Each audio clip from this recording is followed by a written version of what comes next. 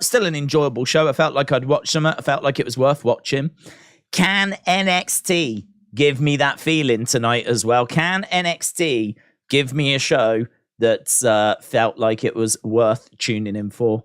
What we have to kick things off is we have a pretty stacked show tonight because, of course, we've got a vacated women's championship. So we've got Gigi and we've got Tiffany Stratton. They're going up against each other in a title tournament. We've also got Lyra Valkyria taking on Kiana James in the women's title tournament. We know that we got Trick Williams against Bron Breakker following last week when they confronted each other. We've also got Ilya Dragunov taking on Dijak. That's been brewing for a few weeks. So there's a couple of matches there that have had a good build. There's a couple of matches that matter because we're involved in this women's tournament, as we said. We do have the full bracket as well, so we can have a little look and just do a little bit of a prediction as to which way this is going to play out, which way this is going to go. Let me put the bracket up, and then I'll jump in the chat and say hello to people. So this is the NXT Women's Championship Tournament. So you can see Gigi against Tiffany. We've got that later today.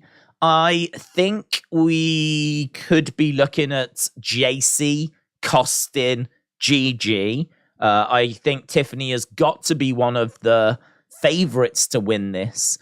So I could see Tiffany going through Gigi being eliminated thanks to JC. I wonder if Gigi will get her revenge by eliminating JC, which then means that it's basically Tiffany and Roxanne. It feels like Gigi and JC are going to get in each other's way. So Tiffany and Roxanne on the one side.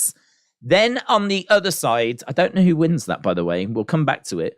On the other side, Lyra against Kiana. I think Lyra is probably going to advance here. I think Kiana is interesting. I think she's a decent talent, but I think they probably see a little more in Lyra. So I think they'll go Lyra. I think Cora Jade will get past as well. I think Cora Jade is obviously someone they've got high hopes for. So Lyra and Cora on the one side, Tiffany and Roxanne on the other. I mean, to be honest, this final could be Roxanne Cora, couldn't it? I mean, we could get a Roxanne Perez against Cora Jade final quite easily. Equally, we could do Tiffany, who could get through to the final. Would we really do Tiffany and Lyra Valkyria? Because I sort of feel like you need a face and a heel. I don't think you're going to do two heels. I don't think it's going to be Cora against Tiffany. I don't think they would do that. And I don't think we're going to put the belt on Roxanne again because we've not that long took it off of her. So I think this could be Cora's time. It could be Cora's time. It could be Tiffany's time. It's Cora or Tiffany for me that gets the win here. So if we want the belt on Tiffany, I think we do Tiffany versus Lyra in the final. If we want the belt on Cora, I think we do Roxanne versus Cora. And so we could go either way. I think... I don't know. I really don't know. I think Tiffany's ready to have a run with the belt, but she's maybe a bit too similar to how Mandy Rose was. You know, we've just had someone like Tiffany. Do we want to go back to that kind of a character again being champ? Or do we try something a little different with Cora? Cora's kind of like the anti-Roxanne, isn't she? So Cora could be interesting. So yeah, that's where my head's at. I'm looking at Tiffany. I'm looking at Cora. Roxanne is an outside bet because she's definitely someone they like and definitely someone they're supporting. But she has just recently lost the title like a few months back. So I don't know if we would put the belt back on her again. Lyra, maybe. I don't see Gigi. I don't see JC. I don't see Fallon. I don't see Kiana. So I think I might be leaning Cora. Because I think Roxanne Perez, Cora Jade final with Cora Jade cheating her way to a victory might be because she hasn't had a run with the belt yet. might be the way to go. We'll have to see. I'll be interested to get what your thoughts are. But NXT tournaments feel a bit Europa Conference League. It's too early for Tiffany, said Dylan. She's not good enough for it. Joe Jedi says, shout out to you. I'm nervous. Some people can be horrible. Some people can be horrible, in all fairness. Yeah, it's we were just talking about that, how garbage Twitter can be sometimes. Social media can be. I think you have to go onto social media. You have to go onto the internet knowing that you're going to confront people that can be like that. So I think if you go in with kind of that mentality to start with, understand that there are probably going to be conversations you're not going to enjoy. There probably are going to be comments that you're not going to enjoy, and try best to protect yourself from them. It can be a dark place, social media. Jim said, I created a WEP theme song. I DM'd it you on Twitter. I was wondering if you could read it on the WEP next week. It's shorter. Yeah, we can do that. You might have to remind me. How do I remind? Oh, I'll tell you what I'll do. I will put it in my calendar. I'll put it in my calendar. Yeah, I thought the WEP tonight was pretty fun. I would like to have spoke a bit more about like specifics, but as soon as I found out that Triple T hadn't seen all the matches yet, did make it a little bit difficult. But I thought we had a really good conversation about Bianca and Io and how that situation is going. We had a good chat about Brock as well, which I thought was really fun. I thought we kind of really... I do like the WEP when we do have the ability to get stuck into some wrestling topics. You never know what you're going to get with the WEP. But this was actually quite a lot of wrestling conversation. And I thought there was some really fun conversations. So, yeah, I thought it was good. So I'm looking forward to next week. Don't forget, next week's going to be Night of Champions predictions on the Wrestling Escape Pods. And send in your predictions. Send me your thoughts. Send me videos, clips, audio clips. Obviously, don't do it now because we don't know the cards. But as soon as the card comes through, like maybe next Tuesday, get something recorded, send it through. And yeah, I would love to know what people are thinking. Just like with the women's tournament on NXT, let me know what you're thinking. So, right, Night of Champions predictions, WEP theme song. I've put that into my calendar so that I hopefully don't forget. Bosh, done. Right, look at my face.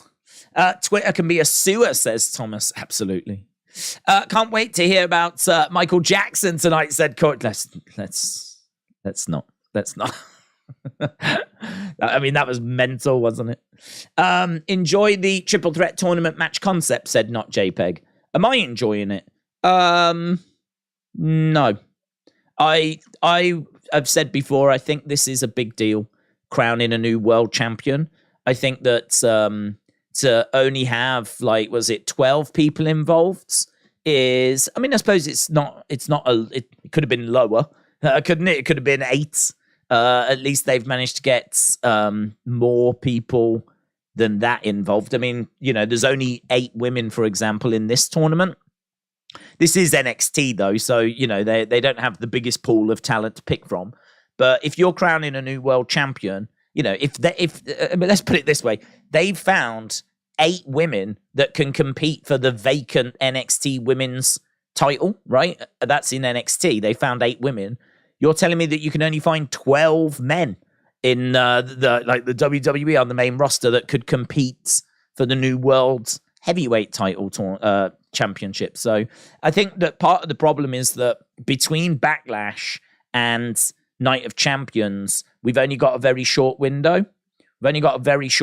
So we don't have loads of time to do this big stretched out tournament. And so as a result, we've just had to go with what we've gone with.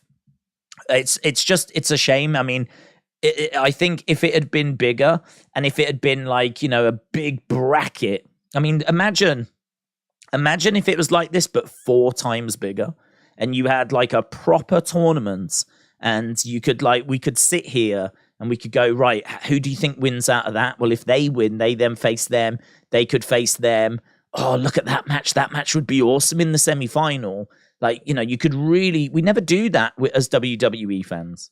We never get chance to do that. We never get chance to look at a tournament bracket and really plan it out. I've always enjoyed like the World Cup and the Euros for that aspect, where once you know what the knockout rounds are going to be, if you're an England fan like I am, you can go, right, if England beats Senegal, then they've got, it's France. It's going to be France in it. France will beat Denmark. So it'll be France. If we get past them, it'll probably be Portugal. And like, it's fun to like map it out. And I think that's something that I can't see any reason why wrestling can't do that. We just never do it. We have done it in the past. I mean, we have had some good King of the Ring type tournaments. But to be honest, a lot of those are normally qualifying matches, which then get you into the tournament. And then the tournament normally looks about that size, normally looks about that big. Like, there's not many examples of tournaments being bigger than this. And I don't know why. To be honest, because if you're a casual fan and you get told that this is a title tournament match and then they show you the bracket, you can very quickly, easily understand what's happening, where we're going, why the match is important, who they'll face or what the stakes are, how far away from the final are they. Like, do you know what I mean? Like, I don't need to watch baseball to tune into a baseball game, get shown a bracket that shows me how to get to the final, and I can see where we are on that bracket, who the two teams are that are facing, who they could play next. So I don't see the argument of it being difficult for casual fans to follow. That doesn't make any sense. Like, I don't know why we don't do it, because we do it for like the World Cup and everything. And the Euro tournament and everything. I don't know why we don't do it. You do it in the playoffs, don't you? Don't you do it in the NBA playoffs? Have like decent brackets and March Madness, as we said. So the two triple threats lead into a final, lead into a grand final. I mean, I'm not like down on it. It's not like the worst thing I've ever seen or anything, but I'm just saying, I think this was an opportunity crowning a new world champion to go bigger and do more and get more people involved and really create that buzz. I mean, could you imagine all the videos that would have been made and the TikToks that would have been made and the social media engagement that would have been made if you would have had a big bracket and everyone was speculating on it? You always hear about, oh man, that result just busted my bracket for March Madness. I don't know why we don't do that with wrestling. I understand people saying, well, what about injuries? What about if like someone has to pull out and all this kind of stuff? But I just don't see that as a big enough argument to not do it.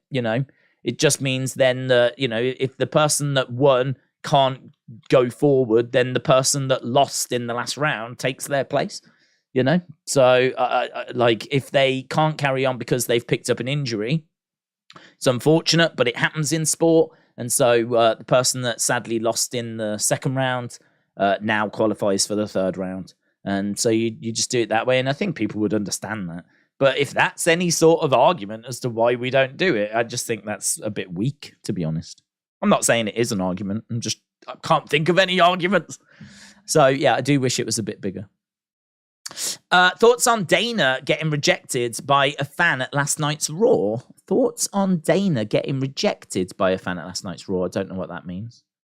I haven't heard what's happened to Dana, so I don't know. I thought it was great she was on the show. Hashtag give Dana Brooke a chance was trending, which was great to see. I mean, I've said before, and I'll say it till I'm blue in the face, when it comes to Dana Brooke, I'm not a simp for her. I'm not necessarily a stan for her. What I am is, I think I feel the same way about her as I'd probably do about the likes of Shelton Benjamin, in the sense of, there is someone that gives their all, works hard, wants to get on. They're not just collecting a paycheck. You can sort of tell if someone's just collecting a paycheck, but whenever she cuts a promo, she's always so passionate, and any interview I've seen with her, she just wants opportunity. And with Shelton, I don't believe Shelton's there to get a paycheck either. I think Shelton is someone that, I mean, he's doing appearances on Main Event, and having matches on Main Event, and he's had a 20-year career and he's just, hidden in the background. I went on Twitter and I said it'd be really cool if Shelton Benjamin got a shot at the at Roman, because I think that what you've got there is you've got a great in-ring competitor. I think you could create another Kofi Mania type moment. I think you could have Shelton looking awesome in a gauntlet match. Hopefully people would be like, oh my God, look at Shelton go, man. Like, yeah, look at him go. And like, maybe there'd be a bit of a groundswell of support. He's one of those names that I think the average fan just doesn't really think of, obviously, because he's not used that much. But I mean, we're talking about someone that's got a 20-year career. We're talking about someone that when they came through in 2002, Shelton was regarded as the gold standard. He was regarded as the best of that group. And that group was Brock, Batista, John Cena. Well, Shelton Benjamin was regarded as the best of them. He was the gold standard, hence why he was the gold standard. And, he was brilliant in ring, very, very, very smooth, very crisp. And it just never really worked out for him. I mean, he had some success, of course, but I mean, this run that he's on at the moment, so disappointing. It's like we've just moved on, haven't we? We've just moved on. He's had his time and we're focused on young up and coming stars instead. Why focus on the old guy when we've got all these young talents to focus on instead? But I just think there's something there, and I'd love to see him get... I think it comes down to respect. I think for me, a lot of things in wrestling come down to respect. And I just don't think that Dana gets the respect that she's deserved. And I don't think that the likes of Shelton is getting the respect that he deserves. And listen, it's the world, innit? You can't use everyone on TV. There's only so much TV time. So, there's always going to be people that have to sadly sit on the sidelines. But at what point do you say they've sat on the sidelines enough? Do you know what I mean? At what point do you look at it and go, well, look, if you're just not going to use them, then why keep them around? I mean, I don't like saying that because, to be honest, they're still getting paid, aren't they? Do you know what I mean? I'm sure Dana would rather be part of this, even if she sat on the sidelines, than not be part of it at all. But I do just feel sorry for her. So it was great to see her get used. And I hope they continue to use. I can't see why she can't be why can't she be in this tournament? Why couldn't we flesh this tournament out and use some people like Dana Brooke and whatever, just to give this tournament a bit more experience? She doesn't have to win it, She could actually lose and put one of these girls over and shake their hand afterwards. They could go forward in the tournament. Doesn't lower Dana's stock any lower, does it? Because I'm pretty sure it's as low as it's going to be. But, I'm just saying there's things that I'm sure we could have done with her. I just don't know that we're looking to do stuff with her. And the same with Shelton as well. And Cedric and many other people. So, yeah, it's an interesting one. But I haven't seen her interaction with a fan. I don't know. Flyboy said, you always remind me when WWE is on. Shelton didn't even have his moment for his years in WWE. He had his... It's heartbreaking, actually. He cut a promo on Main Event to thank the fans. He actually said, guys, can I just have a minute, please? I just want you to know that I recently celebrated 20 years with WWE, and there was a lovely applause, right? And it was nice. It was a nice moment. It's on Main Event. It's worth watching.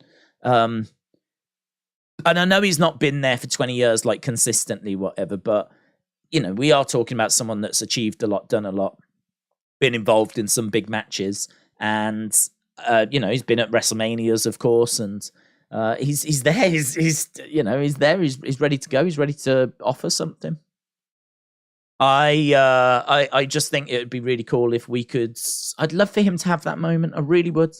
I would love for him to have that sort of a Kofi moment, that sort of a he is underappreciated, and I think it'd be nice if we could just give him a little story or give him a moment or give him something that just makes him feel appreciated, that just lets him know that he is appreciated. I know it's all like lovey-dovey and all this kind of stuff, but I just think that that is definitely a side of the business I would like to see Triple H just tighten a little bit, I have no problem with people sitting on the sidelines, but what are we doing with the Hurt Business? What are we doing with Cedric? We've seen them being spoken to in the background by MVP, and nothing has come of it. So that sort of suggests that we had creative plans that then have gone out the window. That's so frustrating. So, and how many different things have we tried with Dana? You know, she's been in Titus Worldwide. She's been the partner to Charlotte. She's done the 24/7 stuff. She got married to Reggie. She got divorced from Reggie. Like we've done like bits and bobs with her, but probably her biggest role has been sat in catering. So yeah, I'd love to see us do more there. I did just see Wrestle with Andy as well. Let me go back. I want to see. There it is. What Wrestle with Andy's saying. Shout out to you, bud. Said, what is your favorite MJ? Oh my God. I think we moved on from that conversation. Favorite MJ song?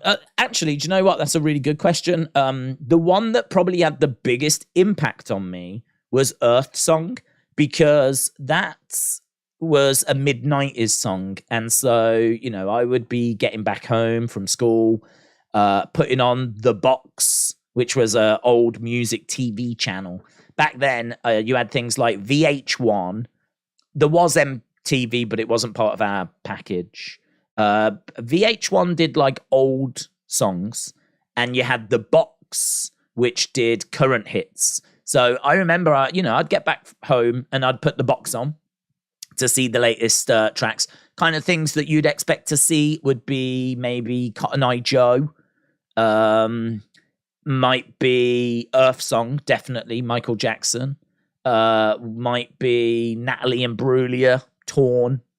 What else have we got? I'm trying to think. Titanic, obviously. Celine Dion, that was on all the time. Spice Girls, Wannabe. Any of the Spice Girl ones as they came through would be on there. Sometimes you'd be lucky and you'd get Oasis. And you'd get a bit of Wonderwall and Don't Look Back in Anger and that kind of stuff. All the kind of pop hits and things you would expect from like the mid-90s and everything. But Earth Song is one that got played a lot. And you got to remember as well, this is before the internet. So watching old Michael Jackson videos were just not possible. Unless you had a Michael Jackson videotape, which I didn't, that had some on. There was no way to watch them. There was no mobile phones. There was no internet. There was no YouTube. So you was a slave to what was on TV. So, you would, maybe if I went on VH1, I would see Billie Jean. That was on a few times. And they did play old Michael Jackson ones on there. But obviously not as regular as the current pop hits. And Earth Song was one that was played a lot. I mean, against the trees as the wind is blowing. So that one probably had the biggest impact on me, because I heard it probably more than any other MJ song. But in regards to like my favorite, it might be like Smooth Criminal or Dirty Diana's good. I like Dirty Diana. There's a few. I mean, he's had some great hits, hasn't he?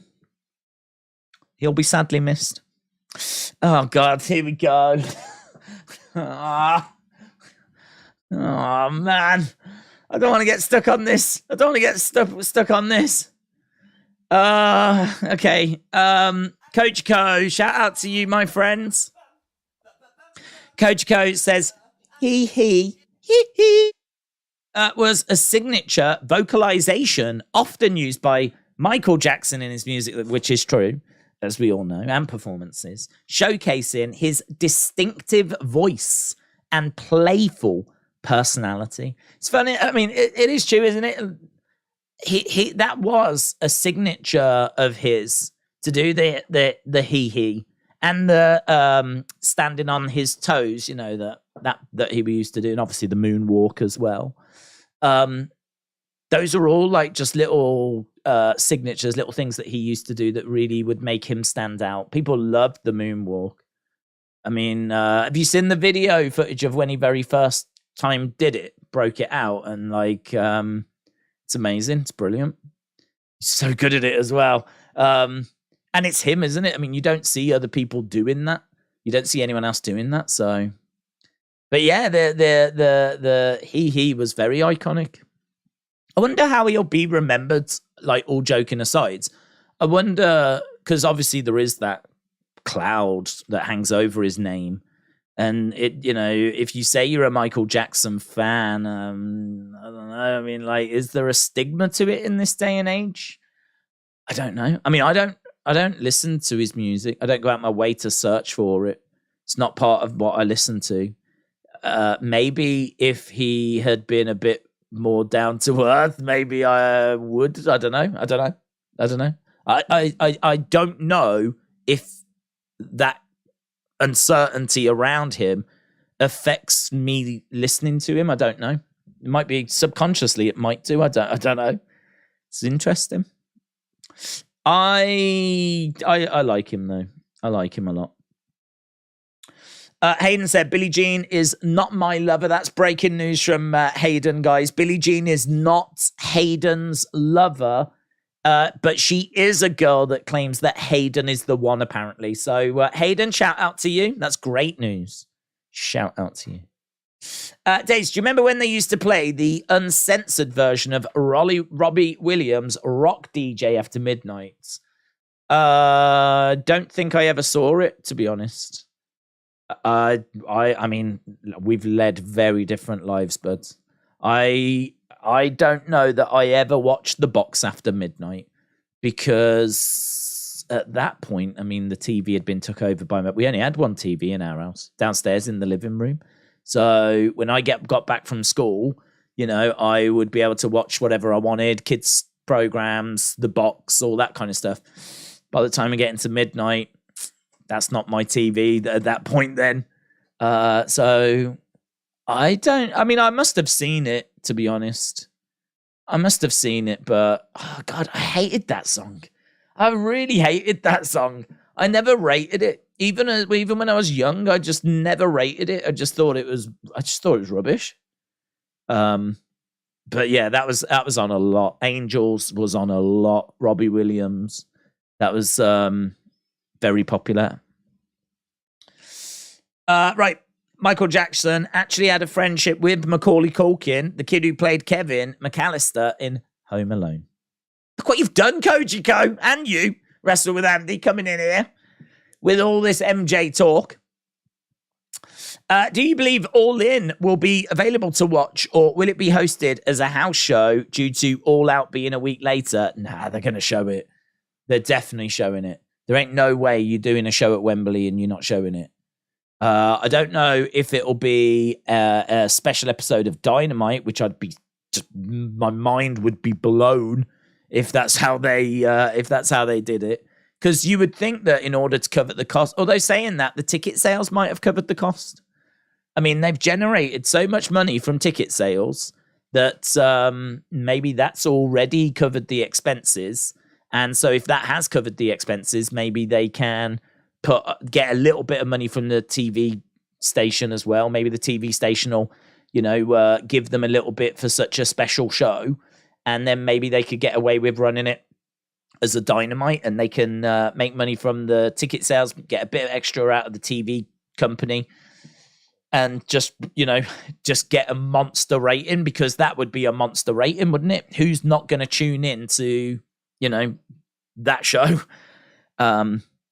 Or, what you would think would be more traditional is that you treat it as a pay-per-view and you charge 50 odd bucks. But as you've said, they are doing All Out not long after. So how can you charge people for All In and then ask them again to pay for All Out? You've got to think that All Out is going to really suffer, because I don't know where All Out's being held, but how are you going to get people to buy that show just weeks after, or it might even be a week after All In?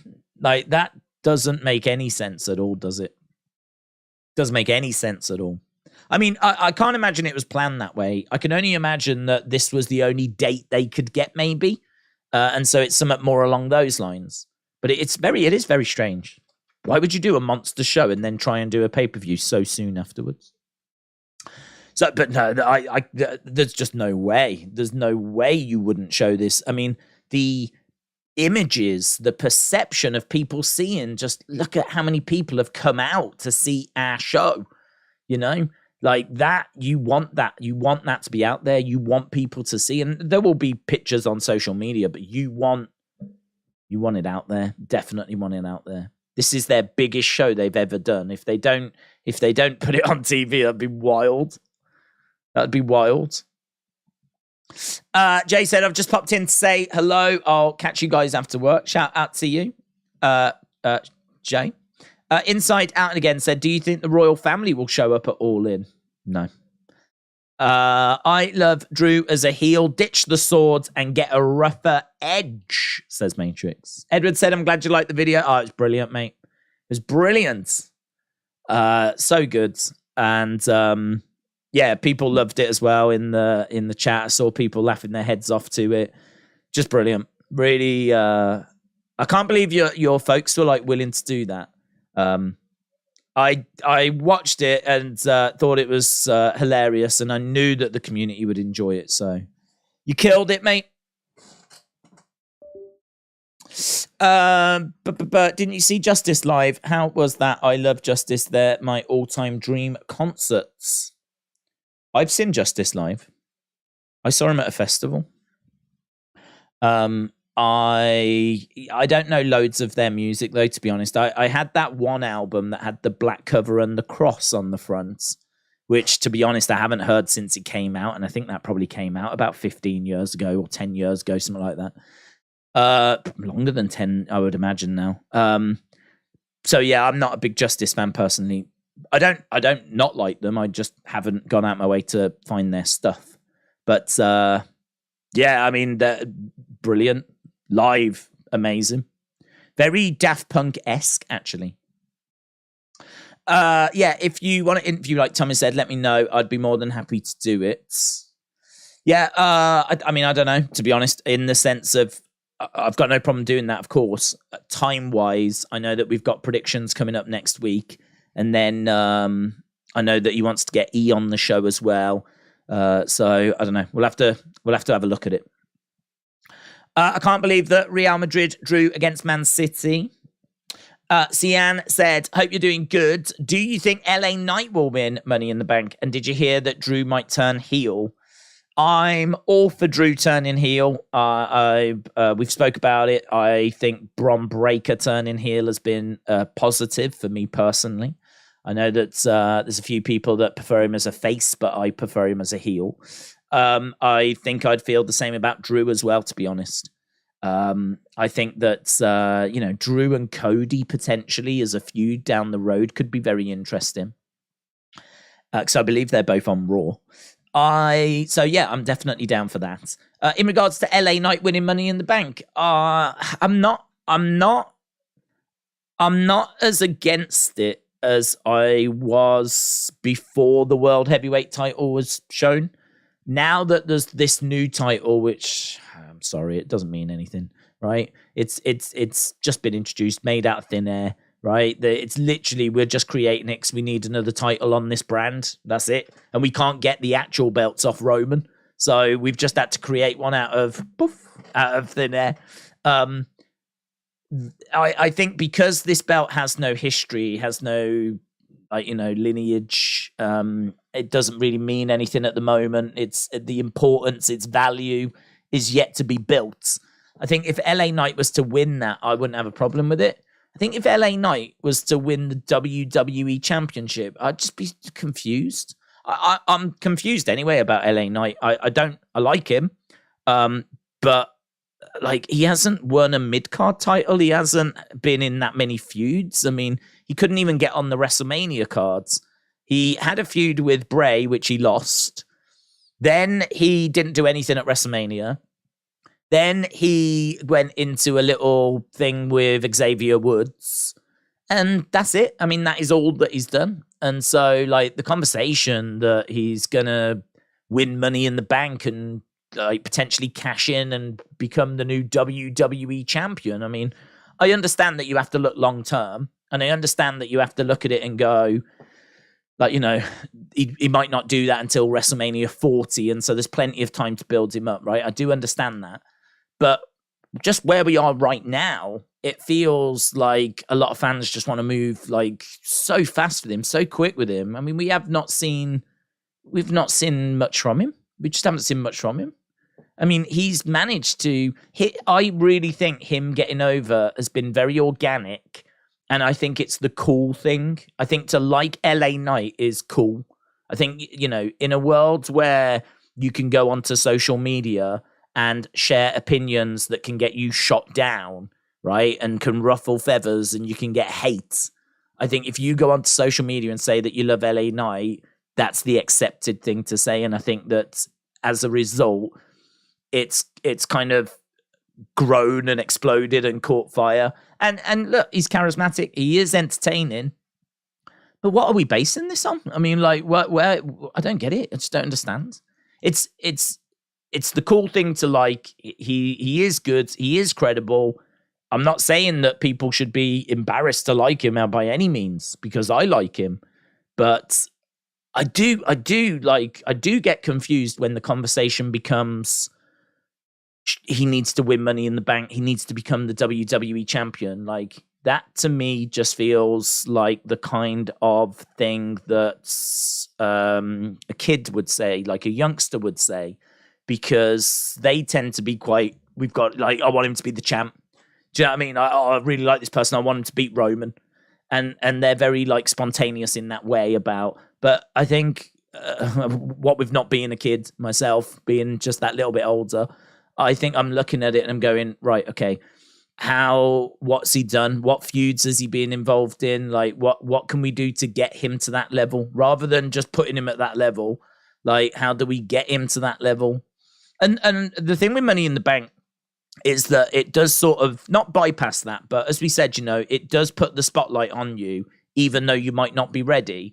So even though you might not have had any feuds and you might not have done much in wrestling, in WWE, he's done loads in wrestling, but even though you might not have done much on the main roster, you have got this spotlight on you like Austin Theory had, which is basically, you're the guy, you're the person WWE like the look of at the moment, and they believe in you so much they've given you this briefcase, and that means anything he does is seen as important. Any feuds are important, any segments he has are important, because this could be the next champion.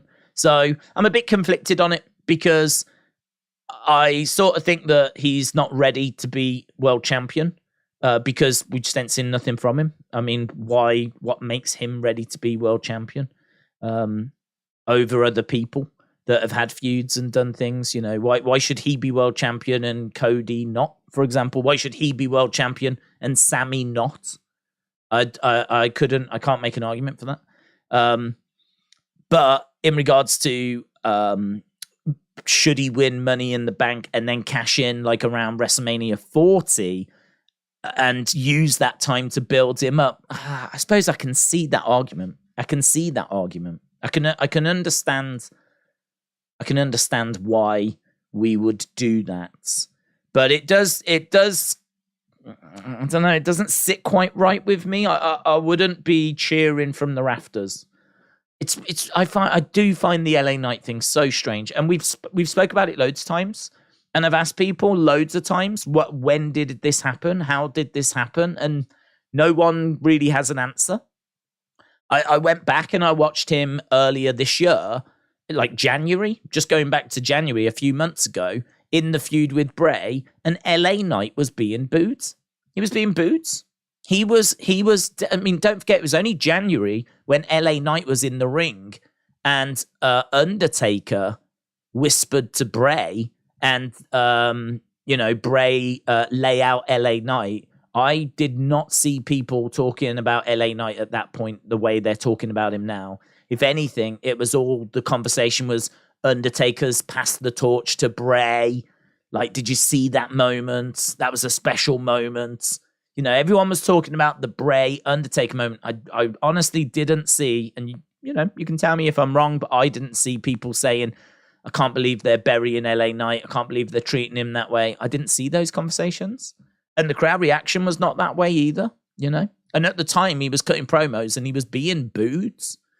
But something has happened over the past few months from that feud, from Royal Rumble, to where we are now, where you're seeing these reactions at house shows, you're seeing the reactions on social media, and it just seems to have this momentum where, and as I said, I think that part of it is that it has now become acceptable and cool to like LA Knight. And I think people are happy and confident to come out and say they like it. They probably get good reaction on Twitter, social media when they say that. It's the acceptable thing to say. And sometimes you find that with social media. Like, I think this happens a lot where if there is something that can be said that is going to be well received, then I think there are people that will come out and say it because they want the likes, they want the appreciation, they want the clicks, they want the views. And I'm not saying that that's the only reason LA Knight's over. I don't want to get it twisted. He's very skilled. He's a great talker. He's very charismatic. But I do think that isn't part of it. I do think that is also to play. I do think there is an element of it there. If he wasn't seen as cool, if he, I ain't seen many people coming out saying they like Hit Row, for example, right? I ain't seen many people coming out saying they like Top Dollar, but I'm sure there will be people out there that do. But I'm not really seeing them because it's not really the done cool thing to say at the moment. I think that can be one of the traps with social media is that people obviously share their opinions and they shoot other people down. And as a result, it does mean that some aren't maybe confident to share their thoughts and maybe go along with the flow. And I don't know. I don't know if that's... I do think that is part of what's at play with the LA Knight situation, but I don't begrudge it him. I know it sounds like I do. I know it sounds like I'm trying to make up excuses as to why he's over. I'm not. I'm really trying to understand how it happens because I think it's fascinating. I really think it's fascinating. I really like him. He's very charismatic. I've no problem with people enjoying him and liking him. But I do think it's interesting when it's really hard to put your finger on why it's happened. So maybe it's, partly sympathy. Perhaps sympathy is a very powerful thing as well because, look, there is sympathy for Dana Brooke at the moment because I haven't started it. Others have started the hashtag Give Dana a Chance movement, right? And there's a little groundswell there. It's maybe not as big as what, it could be, but there is a little groundswell there. There's a dude that took a sign along and it was trending last night on Twitter. So, there's a little summit there. And I think that's sympathy. Definitely, I think that's sympathy. I don't think it's because she's this amazing wrestler. It's because we want to see her get a chance, get an opportunity. So I think that is a reason why we're seeing that. And maybe LA Knight missing out on WrestleMania and being buried and losing that pitch black match and coming off second best. Maybe it's just built up some sympathy.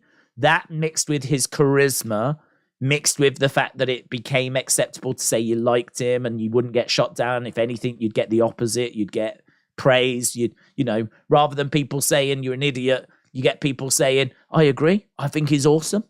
And so then, all of a sudden this ball starts to roll and, you now end up where you end up, which is LA Knight being red hot, super over. So it's really interesting. I know I keep saying that, but I do find so much about wrestling really interesting. And I think trying to understand why someone has managed to get as over as what they have is a good thing to do because there's maybe lessons that can be learnt there. And there's things that you can then take and apply to other people, other wrestlers, to help them get over. And actually, we don't really talk about the sympathy thing, do we? We don't really talk about sympathy being a tool to get wrestlers over, but it is a tool, and it's a very powerful tool, and one that I would imagine probably gets used more than we think, probably gets used more than we as fans acknowledge. It's probably something that they do go to on a regular basis. WWE know what they need to do to get people over. They're very experienced, obviously. They've got a lot of history of trying things, seeing what works, seeing what doesn't. I'm not saying that what they've done with LA Knight has been by design. It could absolutely be an accident. But whatever it is has worked, and he is massively over. So that was quite an in-depth answer, wasn't it? To do I want to see him win Money in the Bank? Right, we are about to go over to NXT. Trent said, I've only seen Bobby's first run, and then I started watching in 2022. I don't know what Bobby's best match would have been other than Umaga back in the day. I agree that a Roman match, though, would be cool, says Trent. Right, we are underway with NXT, and we are just seeing Indy Hartwell in the ring.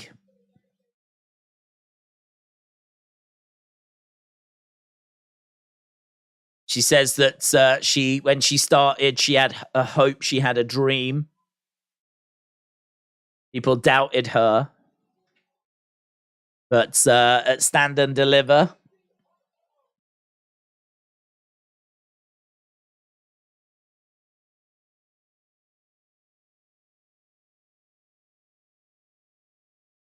So we've got a little video package about Indy and the injury she suffered. Obviously, she vacated the title. Tonight is going to be about that tournament. We did see Indy last night backstage. Obviously, Johnny Gargano talking about he's coming back. And that got a lot of speculation as to who he might have been referring to. Is he talking about Austin Theory? Is he talking about Tommaso Ciampa? But Indy was with him, and it was great to see. I saw the way we're trending as well. So she's just mentioning the tournament. It's going to build towards NXT Battlegrounds.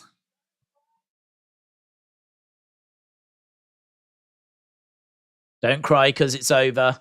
Smile because it happened. Indy says good luck, leaves the title in the ring. And then, of course, last week's show ended with a big beatdown by all these women scrambling, battling to get their hands on that NXT Women's Championship. Right, we have got all 8 women in this tournament lined up in the entranceway.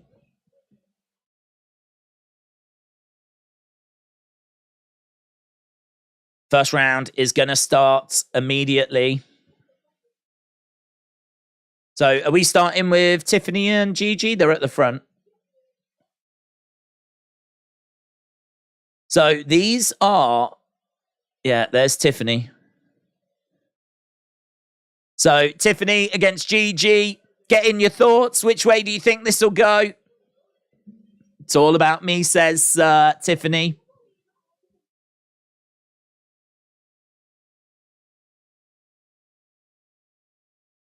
Tiffany says, I should have just been handed this title.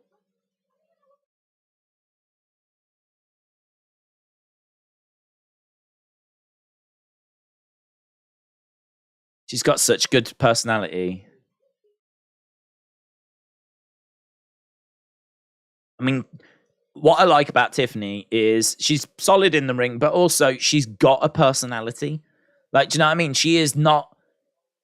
She sparks a reaction when she talks because, you know, she's got a character. She's got a gimmick. She's got something she can get her... she's got some catchphrases. You know, there's something about her. As I said, it might be a little similar to what Mandy Rose was doing. I would say there's differences, though.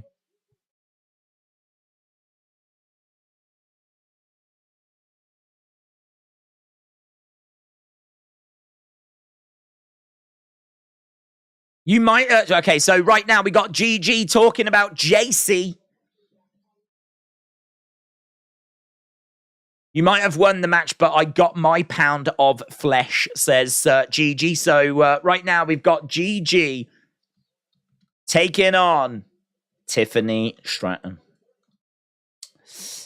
Tiffany is perfectly unlikable. Yeah, great heel. Great heel. You're right, she is. She's perfectly unlikable. You don't want to see her succeed. But you shouldn't. She's a heel. Shot coming in there by Gigi. I think we're in such a... I've really been enjoying NXT recently because as I said, I feel like the talent that's there now has really started to kind of show through. Lovely bridge there by Gigi. It's going to be very interesting to see how we mix in the new faces with the established talent that's there. Certainly, I mean, there's going to be some big voids. I mean, I think Grayson's going to be a big void because what's going to be our talk show now? Because we haven't got the Grayson Waller effect anymore. So I think that's going to be a loss. You know, right now, there doesn't feel like there's a women's division at all, tag division. I mean, we've lost Alba, we've lost Isla, we've lost Kaden, we've lost Katana. We've broken up Toxic Attraction. We've broken up Fallon and Kiana. We've broken up Tatum and Ivy Nile. So I don't know what's happening with the women's tag division in NXT. Maybe we are just... I don't know what's going to happen with them belts. I'll have to find that out on Friday. So, you know, there's big questions as well. But with those questions provides intrigue. Tiffany should win all the way, said Danny. LA Knight was always cool. Max Dupree, not so much, says Salami. Retribution said Tiffany's got new teeth with her NXT checks. I tell you, I mean, Roman's new teeth massively helped him. I mean, if you look back at how he used to look, you know, he's always been a good-looking guy, but when he got his teeth done, I mean, he just went to a completely different level. Looks wise. And, you know, now he's just... he's ready to take over the world. I mean, I can see him doing massive stuff in Hollywood. I don't know if he'll be as big as The Rock, because The Rock, I think, size-wise, like muscular-wise, I think is bigger. I don't think that's natural, though. And I don't know if Roman would want to go down those roads, but... Wrestle Andy said, Daze NXT is probably my favorite weekly show now. It reminds me a bit of 90s WWF New Generation era. Ooh. I mean, when I think New Generation, I'm thinking Bastion Booger. I'm thinking Duke the Dumpster Drosy. I'm thinking, you know, those kind of things. We don't really have those kind of gimmicks, although we do have Wendy Chu. And we do have gimmicks. You know, you got Tiffany. She's like that kind of socialite type girl, isn't she? You've got, I suppose you had Isla Dawn and everything, but they've moved on now, unfortunately. I think maybe we could have, don't know. If we had a few more gimmicks along those kind of lines, then it might feel a little more that way. I suppose in a way it could be like a more credible New Generation. Could have been what the New Generation NXT is, what New Generation maybe should have been. Because I don't think people really look back too fondly on the New Generation. You know, Jeff Jarrett, Gold Dust, that kind of pre-Attitude era. I think there's some great stuff there, though. I think there's some hidden gems in there. I think, you know, you got Shawn, you got Brett, you got Undertaker. You know, you have got some great talent around at that time. Are you streaming the Jake Paul fight? It's the same night as SummerSlam on August 5th. No, we'll do SummerSlam. Chase U's good shout. That's good gimmick. That's New Generation-esque. Yeah. Tiffany has managed to hit the moonsault and pick up the victory. So Tiffany Stratton has won and she progresses. So she went up, hit that, and it was clean as well, you know. It's a clean win for Tiffany here. Quite short as well. I mean, only 10 minutes into the show. I must admit, I mean, obviously, you know, we did have Tiffany going through, but I did think JC would probably interfere. That's a good, credible, clean win that is for Tiffany. She did look great. So Tiffany beats Gigi. Now we've got Gallus making their way down. Here's Schism. This is interesting. Last week she said, do something for yourself, didn't she? On tree, 4 roots, 1 tree. They walk off. Is she going to say something again? I took your words to heart. I won't join you at ringside.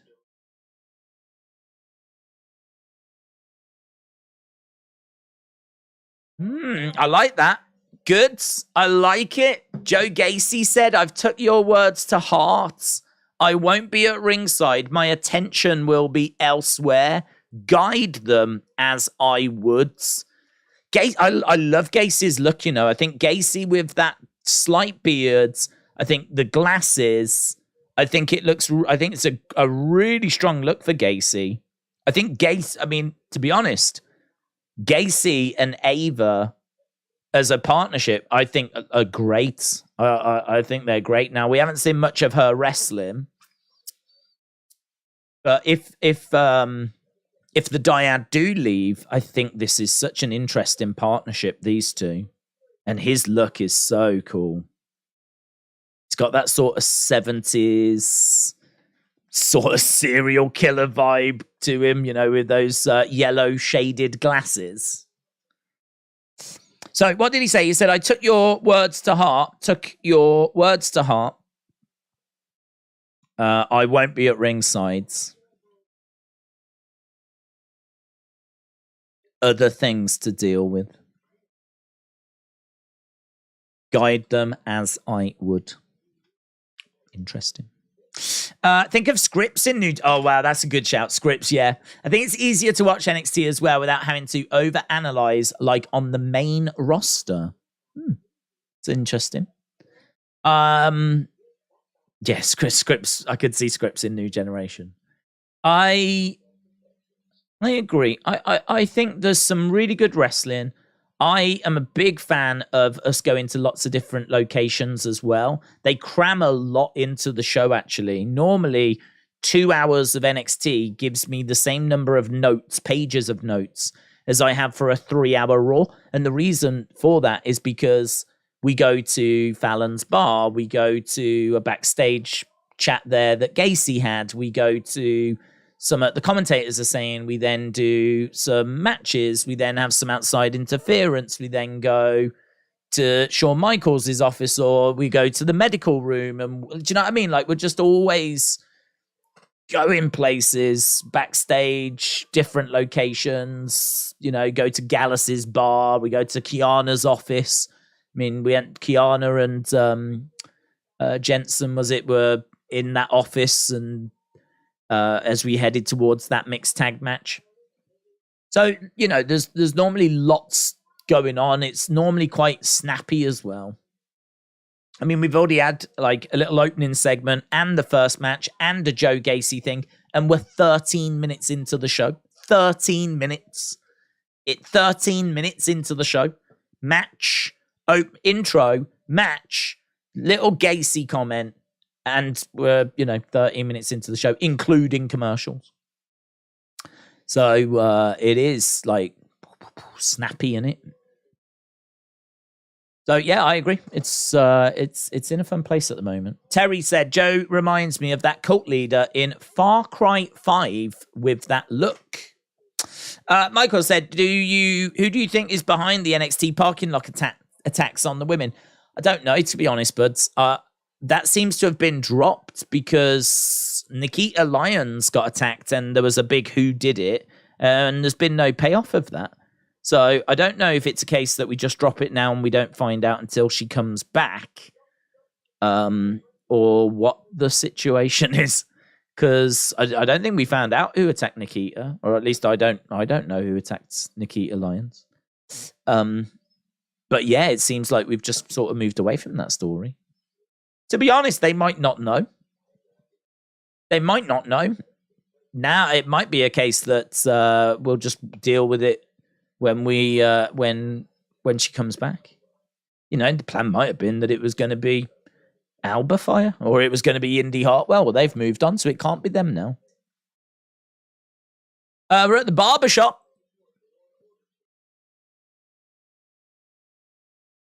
You ain't got to do this tonight, Carmelo says to Trick. I'm on a whole new level right now, says Trick. And I've been working. He has been working.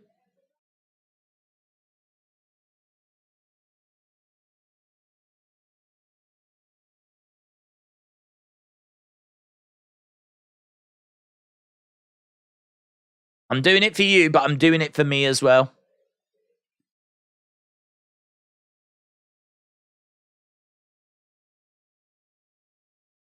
Your biggest test is defending the title at Battlegrounds. My biggest test is tonight. I like Trick. This is good for Trick. This is Trick's moment, isn't it? Look, this is Trick's moment. Carmelo's like, yeah, let's go, let's go. Okay, so not much said there. Just a few words of encouragement from Carmelo to Trick.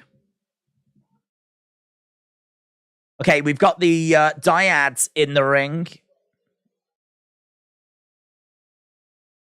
with Ava. I wonder what Gacy's going to go off to do. I wonder where he's gone. And here's Gallus.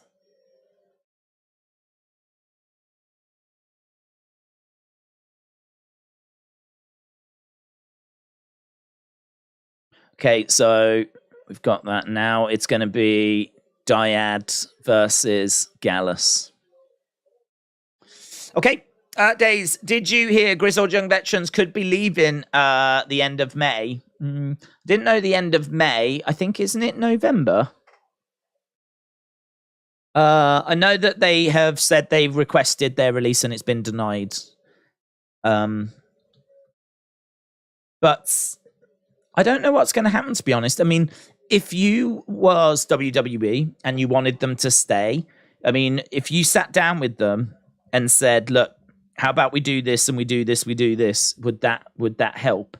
I could understand them being like, don't know, you know, we've had promises before, we don't know. Maybe if you started doing stuff and they felt like, you know, you was using them well and, you know, then maybe you could change their minds. I don't know what the reason is. I mean, if it's something like they just don't like being in America, like they haven't settled, they miss home, they miss their families, or I don't know that it's that. But I'm just saying that whatever you do for them is not going to help that, is it? You know, you could put the title belts on them, and if it's a case that it's just not worked because they haven't settled, it's not right for them. You know, they want to travel Europe, they want to, you know, be close to their families, or their families haven't settled, or whatever it might be. Putting the tag belts on them ain't going to help that. So it's hard to know what the reason is. I haven't heard what the reason is. If it's a creative thing, you might be able to change their minds. You might be able to give them some stuff that gets them going, engaged, interested. If it's other stuff, tricky. Right, we've got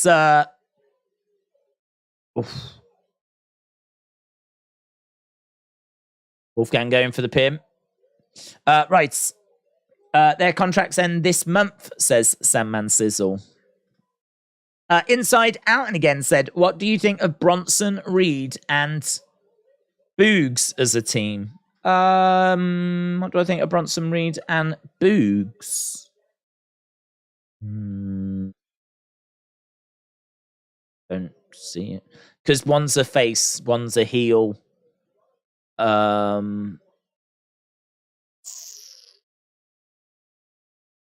I don't know. I mean, would you turn? I don't think you would turn.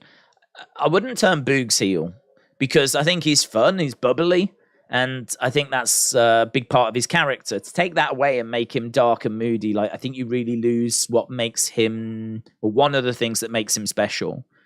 So you'd have to turn Bronson face. The other thing as well is that both are so big and powerful. You don't have that big guy, small guy dynamic, you know, like with Otis and Chad, where Chad goes in, he does the wrestling, but then tags in the big powerhouse. Boogs and Bronson would both be the big guys, you know. We've had teams like that, though. You know, you think Natural Disasters, you think Authors of Pain, two powerhouses, you know, that could get it done. So, you know, it's not necessarily a problem, but I think when you do that, they can struggle to shine through because, you know, both have got the ability to hit big power moves. So, you know, they don't really have a purpose then, you know. They both kind of just become the same. So it doesn't really showcase anyone. I think it's better if you've got one guy that's smaller and technical, and then, you know, like Owen Hart and Yokozuna, you know, the little guy and the big guy dynamic.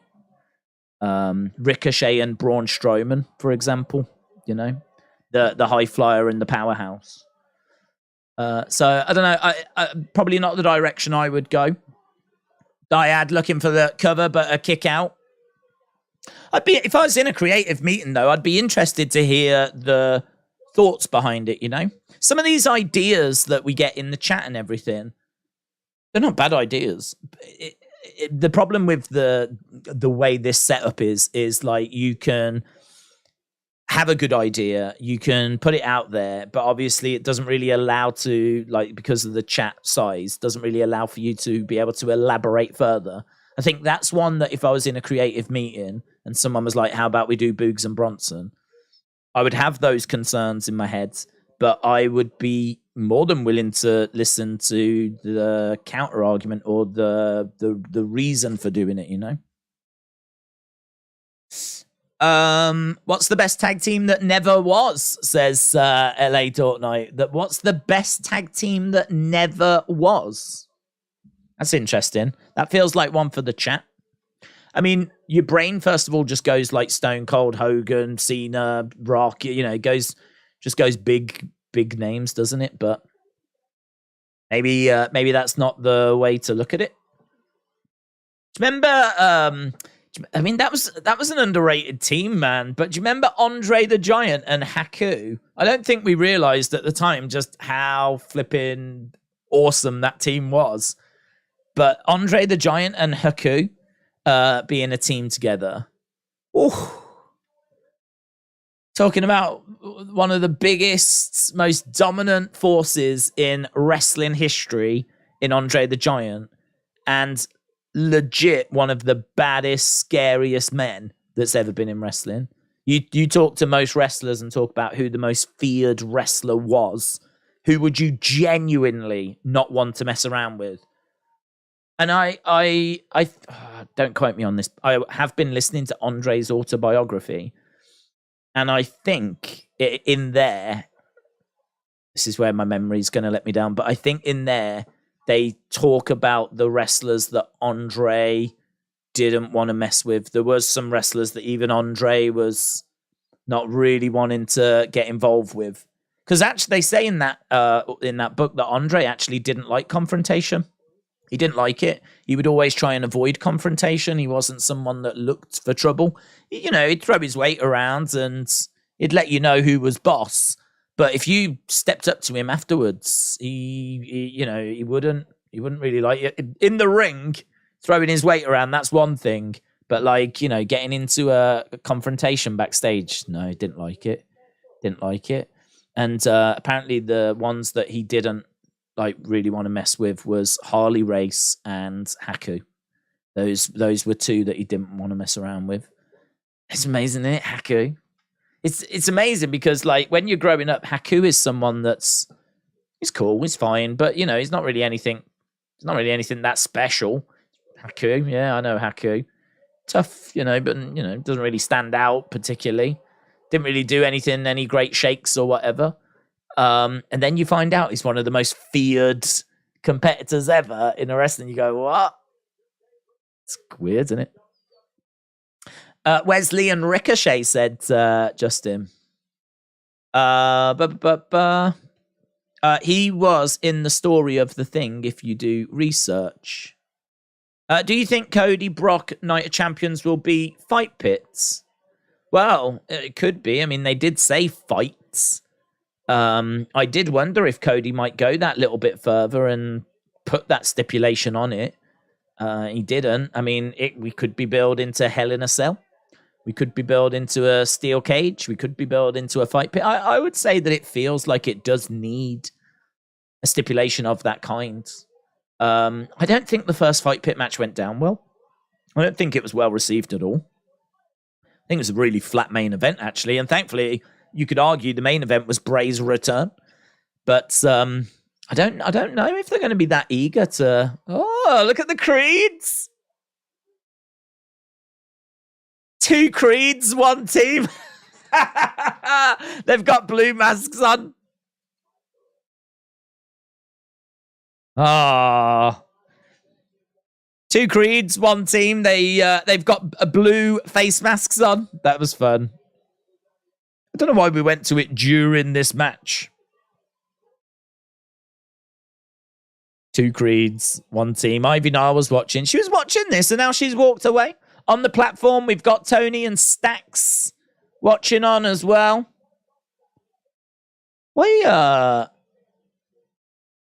She's not a very fun person, is she?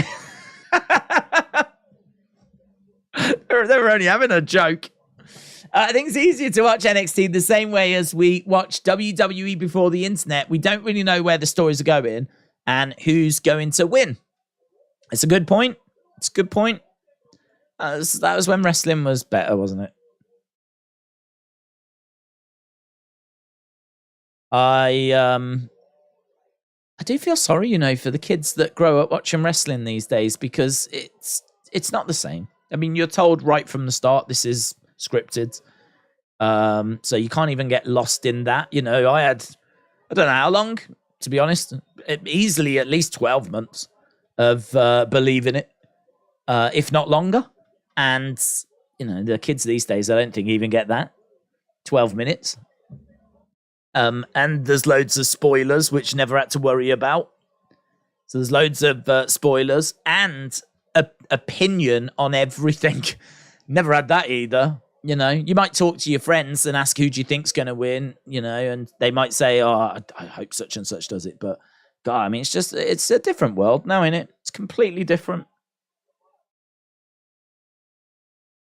We're still battling away here. Roll up 1, 2.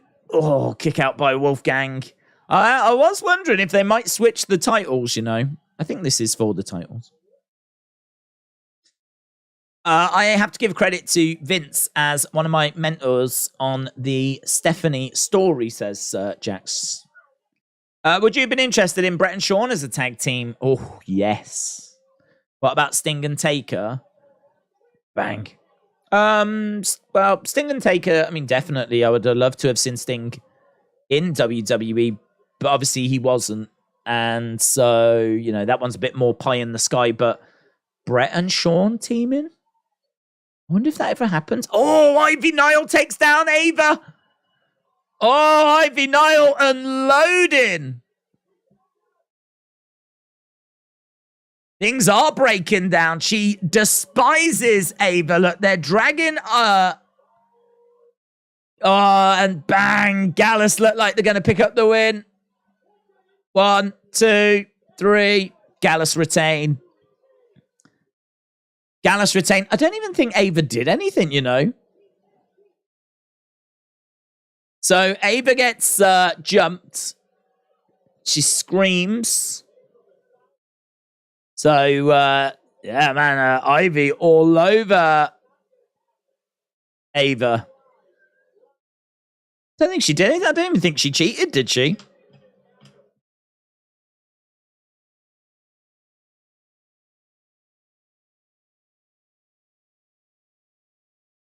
She only said a few words.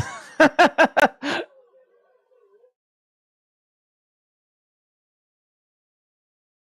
suppose there was a little distraction in there, but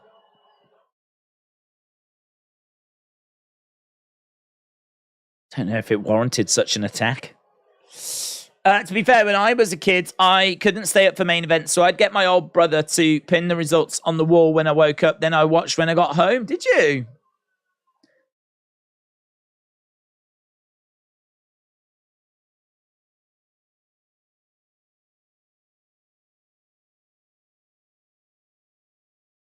Champions again. They're having a little celebration. Okay, earlier today, we've got some Chase U students. His big body Harvey.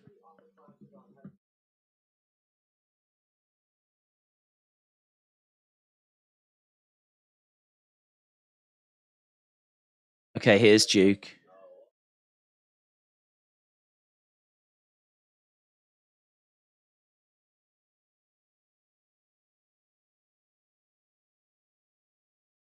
$88. Thea Hale got 88 in the quiz.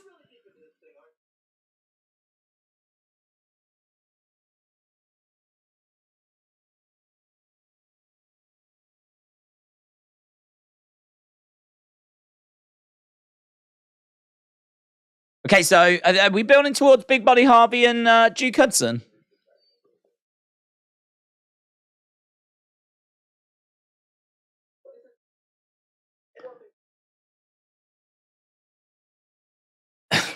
Everyone thinks they can get away with what they want when the substitute teacher's here. He almost said Duke University.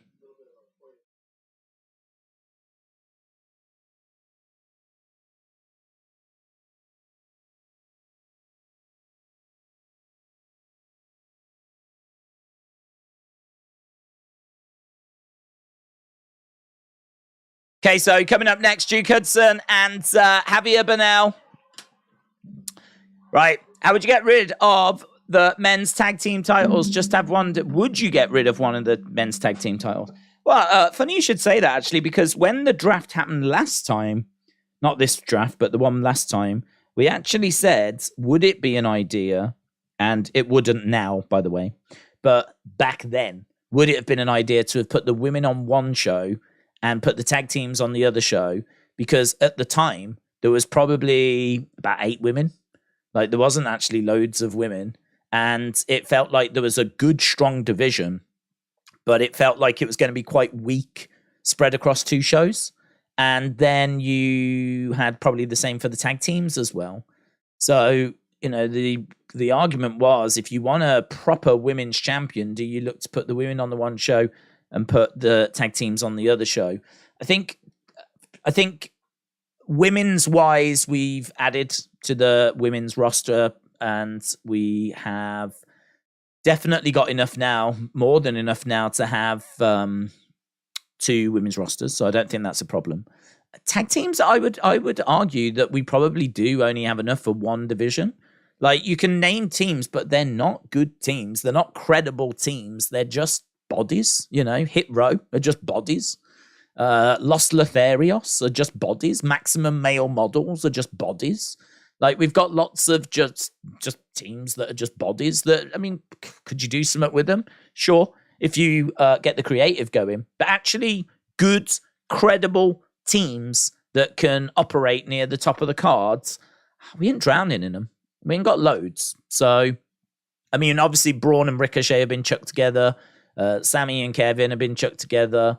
So, yeah, I mean, I think I would definitely be of the opinion of just having one set of championship titles, champions that can go to both brands. I don't think I would do, like, put just tag team on the one brand. I don't think I would do that now. As I said, I think there are teams. I think there's enough teams to have tag wrestling on both shows, to have certainly women's on both shows. I've got no problems with the 2 women's champions. So, yeah, I think I would. I don't think I would look to go back to the 2 tag divisions. I just don't think they're going to be deep enough. You might have some teams, but I just don't think the credibility is going to be there, you know? So, I think I would look to just have the one set of tag team champs. Bring back the old belts as well. That'd be awesome. I would get rid of the women's tag titles. I would introduce a mid-card title for the women's division. Wouldn't you just worry about the fact that that would be less opportunity for women, though? In the sense of the women's tag belts allow 4 women to be involved in a title match. and allow for, you know, other teams of 2 women to team up and be involved in a secondary feud and do whatever.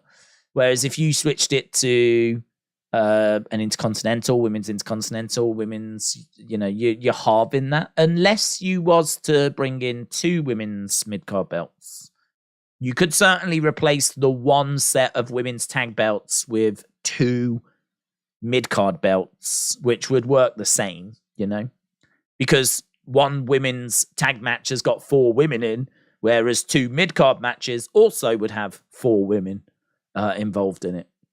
So I think I would be down for that. I would be down for swapping out the tag belts for 2 women's mid-card belts.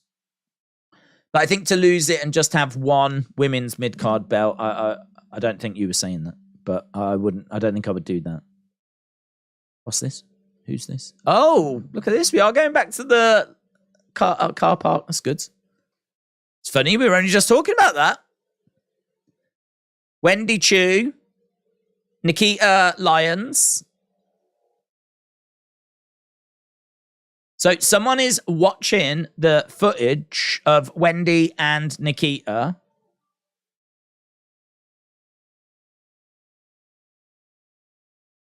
Someone in a hoods. Who did it? Who are you? Well, that's good. Looks like they are going to move forward with this story then. Okay, here's Javier Bernal making his way out.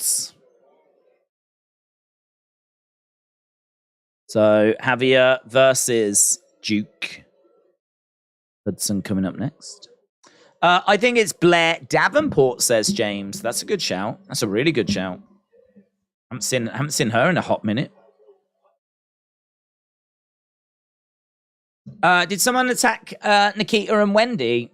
It happened a while ago. Jadam said, I think it's Stevie Turner. Trina thinks it's Blair Davenport. Here is Duke Hudson coming out with Thea Hale. Duke Hudson has got his trophy.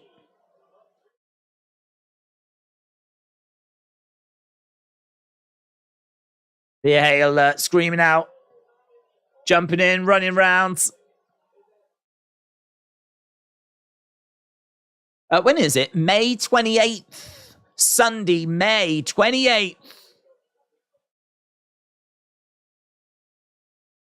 Chase U, big Duke energy sign. Let's go. Did you hear WWE management is high on maximum male models? I didn't. I don't really understand what we're doing with Maxine. I don't get Maxine. I don't understand why she's with Otis and what we're doing there. Like, that's not a story that I find very interesting. And I mean, if they're high on maximum male models, got a weird way of showing it. Next, we never see Marseille. We never see Mansoir. We haven't really got anything going for them. So, unless the plan is that we're going to add Otis and then we're going to really start doing something with them. So, maybe there's something on the way. So, maybe there's something coming. But, I mean, right now, I can't say they're really showing much sign of caring, are they? Not getting anything. Not getting any little weekly segments or anything.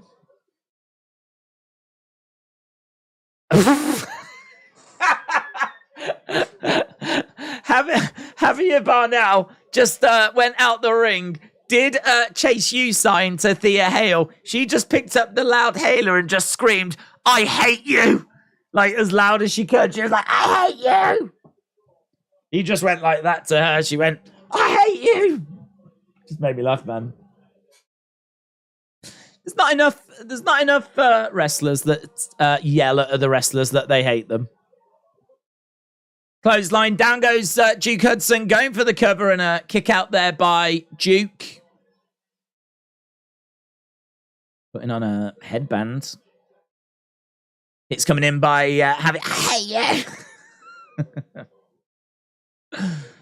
How you doing, Mr. I'm good, thanks, Josh. Hope you're well. LA Dark Knight said maximum male models are boring unless I'm missing something. NXT Battleground is the same night as AEW Double or Nothing. Oh, is that the one that's colliding?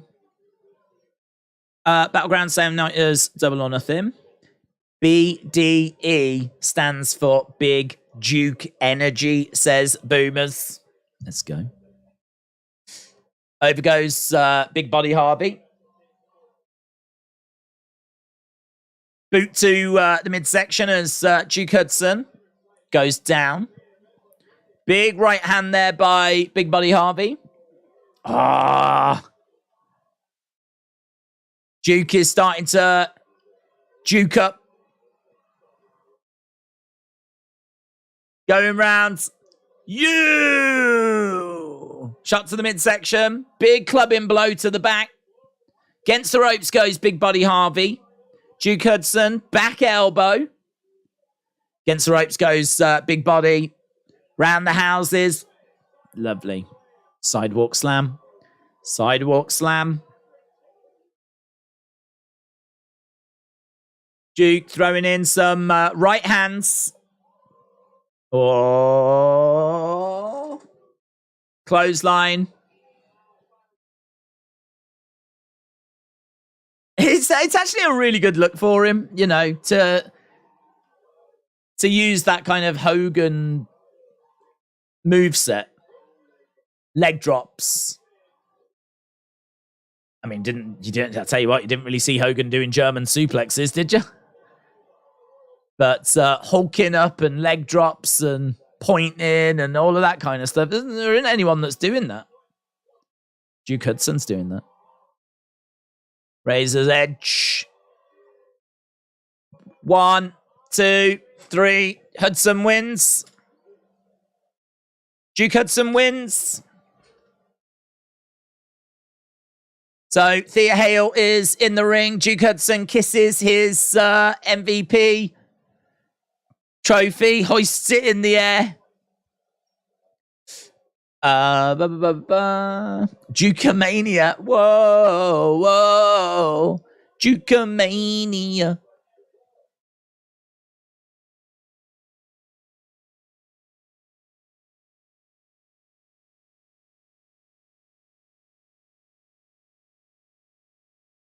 Everything he learned from Andre Chase. Right, okay, here's Von Way. He's a free agent.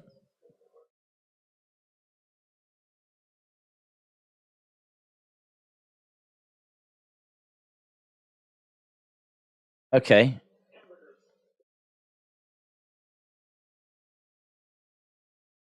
Ice cream, chocolate chip, cookies and cream. He loves cookies and cream.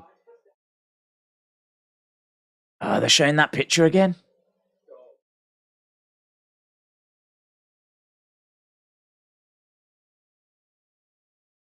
Oh, I forgot this guy's name. Who's this dude? Showed that picture again of the baby and the scar, which is clearly Von.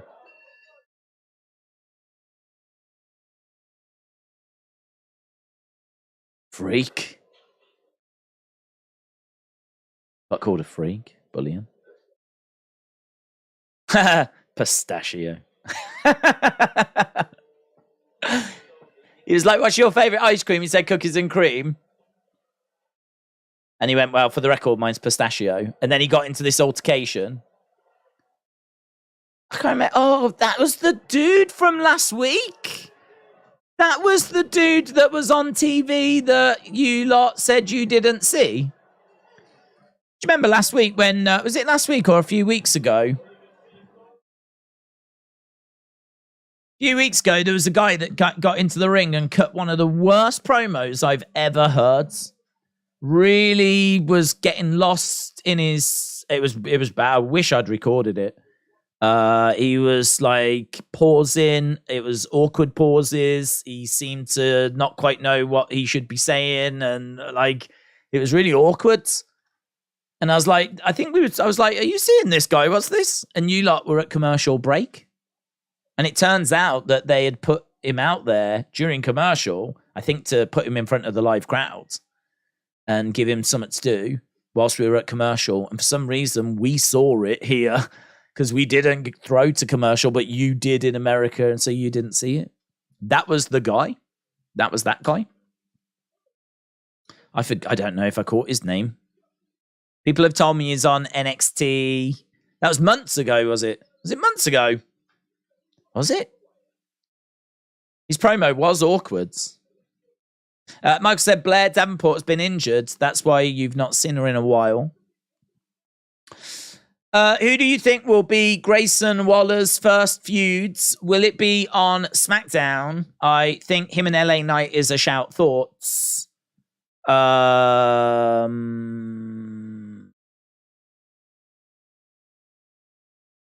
think it'll be someone like, I don't know who's on the roster, but I'm thinking it must be like a Dolph or someone that's got experience. I think LA Knight's a good shout for a feud, but I don't know. I mean, Grayson Waller, he needs to get a win.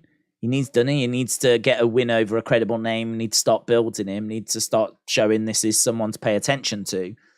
Putting him in there with LA Knight right now, who's super over and can talk. And I don't think Grayson would be winning that. So even though like the promos back and forth would be fun, I think that's one that you might want to wait before you do it. You might want to build up Grayson first and then put him in there with LA Knight. Like Grayson, LA Knight for, SummerSlam might be too soon, but maybe Grayson, LA Knight for, I don't know, WrestleMania or something. For saying that, I think people have got much higher hopes for LA Knight. I think people wanted to be world champ by the time we get to WrestleMania. But, yeah, I mean, look, the build for that would be awesome. Imagine Grayson Waller and LA Knight going back and forth, just how amazing that would be. I wouldn't do that as the first feuds. As I said, I think you do like Dolph Ziggler, Grayson Waller, or you do Shelton Benjamin and Grayson Waller. You do someone that's like quite low down. That he can get a win over, that he can outshine as well, because you want him to look good. This is a guy you need to pay attention to. I think if you put him in with LA Knight and he gets murdered on the microphone just as he's arrived, that might backfire. Love the feud though. I'd definitely do it. That's Waller's biggest issue. He's comfortable talking, but he doesn't say anything worth hearing. He hasn't shown anything that stands out in the ring, says Corvids. Thomas said LA Knight, Grayson Waller, and Austin Theory are on the same roster with basically the same gimmick. Yeah, they might end up getting in each other's way, in all fairness. All three of them can talk, although I must admit, Theory just doesn't seem to have kicked on the way that the way I thought that he would. I thought he came off looking really bad against Cena. Here's Creed Brothers and Ivy Nile. Keep your nose out of our business.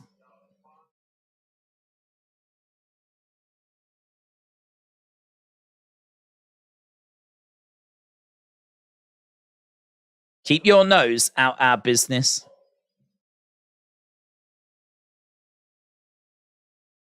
Champions only. They're going for a beer, but it's champions only.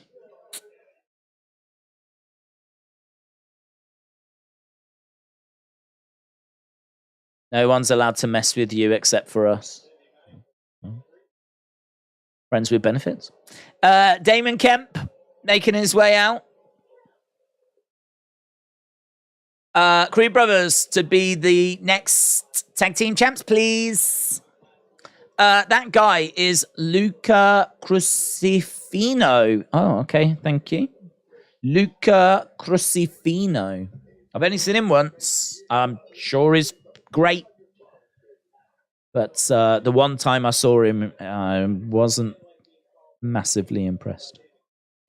Right, Eddie Thorpe against Damon Kemp. Kemp was good when he was doing the whole diamond mine, turns on him. That was good. But then we've just done nothing with him since. So let's see if we can get some story going here for Damon Kemp. Right, Eddie Thorpe versus Damon Kemp. Let's go. There's a lot of hype around Eddie Thorpe, isn't there? I believe am I right in saying he is from New Japan? Young Lion. This is, actually, thinking about it, this is not a bad little match. As you said, Damon Kemp's someone that's had a bit of buzz around him. I love that. I love how he just swung Damon Kemp, but he was just that bit too slow. You don't see that often. You don't see people swinging and missing. That's interesting, actually. I've never thought about that. Damon Kemp, went to the corners, turned around, swung immediately, and Eddie Thorpe had already gone. A swing and a miss from Damon Kemp. You see people missing all the time in boxing and MMA. Don't see them missing. You see them missing moves, moonsaults that miss and whatever, but not so much with striking. It's outrageous. Gable Steveson made more money for doing nothing than his brother has done in 18 months of wrestling consistently. Why do you think we've not seen Gable Steveson? His brother Damon has been here. Well, it's been reported that he had an injury, Gable Steveson. It's also been reported that he's not been progressing at the rate they wanted. Now, that could have been because of the injury. And then, of course, it's also been reported he now wants to go back to... Because so much time has gone by and his career hasn't started, there's an opportunity for him to go to the Olympics and do that in 2024.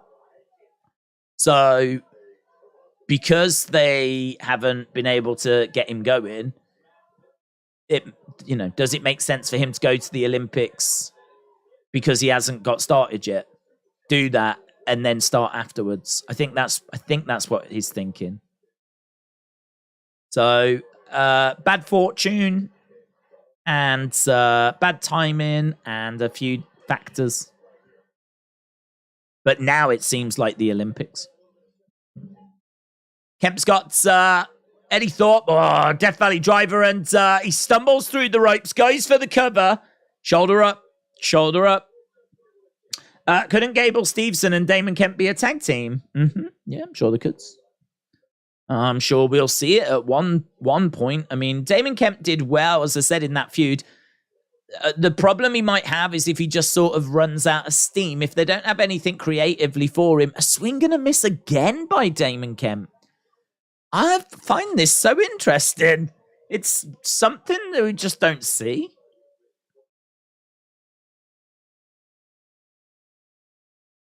Shots coming in. Another kick to midsection. Lovely kick there by Eddie Thorpe. Damon Kemp goes back to the corner. Big boot by Eddie Thorpe. German suplex by Eddie Thorpe. Comes over looking for the cover. 1, 2. Kick out by Damon Kemp. I think the problem with this match is I don't think there's been a setup for it. I think they've literally just chucked them both out there. So it is tricky to care as to who wins. Doesn't matter if Kemp wins. Doesn't matter if Eddie Thorpe wins. There's not anything at stake here. They're not involved in a feud as far as I know. I don't think I've seen back and forth between them. I can't remember seeing back and forth between them. Single leg Boston Crab. Damon Kemp gets to the ropes and he's pulling at the ring apron. And he's still holding that ring apron. Keep holding it. Yeah, he's dragged the ring apron into the ring. He's going to put it back, but a big boot into a German. Damon Kemp's down. Eddie Thorpe goes over against the ropes. Elbow drop. 1, 2, 3. I don't like that pin. He's got to be careful with that pin because he hooks behind the heads and he actually pulls the head up, which if you was to overdo it, you'd bring the shoulders up. And the refs are told not to count if the shoulders are up. Eddie Thorpe has picked up the win. We're backstage with Kiana James. Had an incredible first year here.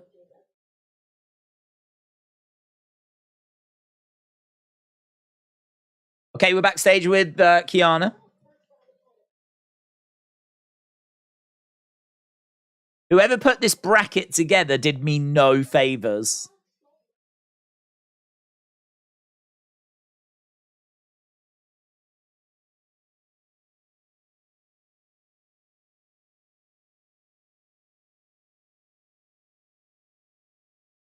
My first year here was incredible.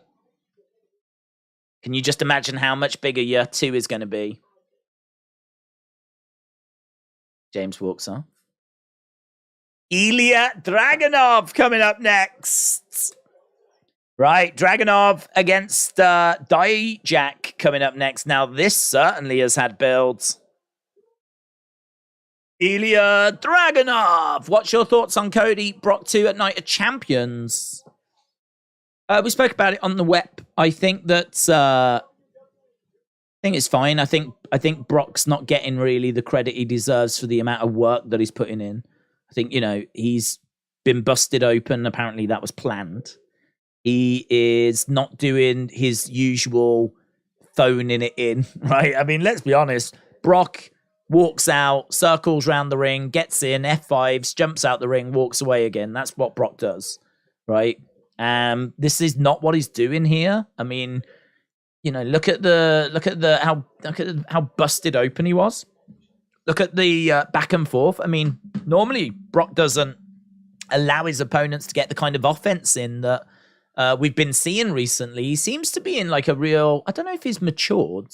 he might have matured, because we're certainly seeing a Brock Brock obviously gave Omos some offense at WrestleMania.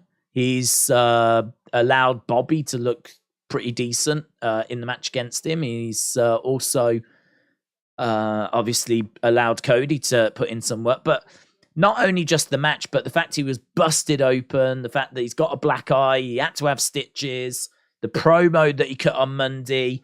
When did you see Brock like that? I mean, like screaming down the camera, "Look at my face." This is different for Brock. He's putting some work in here. This is something that he easily could have just come down, interfered, walked back off again, but he's putting a bit of work in. So I think I made the comment on the Wrestling Escape Pod. I think it would have been better if Brock had won at Backlash, because I think it'd be a lot more interesting, the rematch, if Cody had lost the first one and it was close, but Cody had lost. And, Cody then says, he gave Brock a hell of a fight and then tries to move on to try and win this title. Brock interferes. Cody's confused. You beat me. What more do you want from me? And Brock can be like, well, look at my face. Look at what you did to my face. This is not over. And so even though Cody lost, he still can't escape the beast. And they end up having to fight again at Night of Champions. And of course, at Night of Champions, Cody would win. I just think that the story could be a little bit more layered. It could be a little bit more going on. Don't know. It's got something about it though. I'm into it. I'll be looking forward to that rematch. I don't think the match we got at Backlash was that great, but then I don't think that he was meant to lose the amount of blood that he did lose. But I made this comment on the Wrestling Escape Pods. I never saw him cut a blade. I think he cut himself on the corner. And I mean, if it is a blade job, it's a rubbish blade job, because he's proper sliced his face and it needs stitches and everything, right? And he's got a nasty scar there now, a nasty cut there. So I don't know if he didn't actually hit his head on the corner. And if he did, was that the plan? Because it's a stupid plan, because he could have knocked himself out.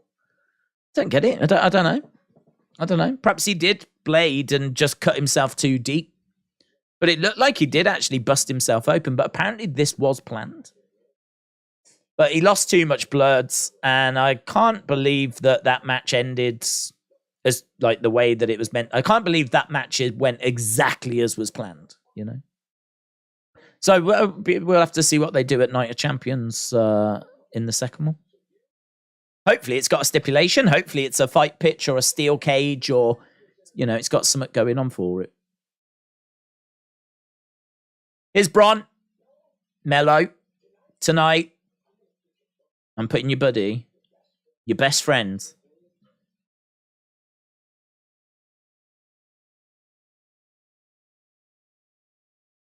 tonight, I'm putting your buddy in the same hospital I put you in. See you at Battleground. Here's Dijak. Brock wet himself a little bit too well. Did you have a thunderstorm today? Yes, actually. Earlier, yeah. Round about midday. Round about midday, we did have a little thunderstorm. I don't think it was thundering for long. Dijak versus Dragunov. This has been building for a few weeks. Let's go. I think it'll be Seth Sheamus for the consolation title belt, said Jay. The consolation title belt. Right, straight out the gates. Dijak goes to kick Dragunov. Did you hear that Sol Ruka tore her ACL? No, I didn't. Oh, that's a shame. No, I didn't. And actually, I didn't even notice she wasn't in the tournament. That is a shame. She is such a talent. That's going to be disappointing. That is a shame. No, I hadn't heard that. Big heavy chops, you know, the crowd reacting to these strikes, these chops. Again, chops coming in by Dragunov, driving Dijak back. Crowd are fired up about this. We had it about 2 or 3. Oh, I think I must have had it a little. I think I had it a bit. Well, I definitely had it earlier than that. Touching that tasty timber, Godfather's Ho, shout out to you. JYD for president. Let's go. Dijak's down. Dragunov to the outside. He's climbing up. Dijak jumps up, grabs a hold of Dragunov, hurls him to the outside as Dragunov spills out the ring. It's been a hard-hitting encounter so far. Dijak grabbing Dragunov. Looking for the cover after hurling him out the ring. A lot of people wanted Dragunov to come up. A lot of people, I think, wanting that match with Gunter on the main roster. I think there's a chance we get that one day. And we've got Dijak round the back of Dragunov. Dragunov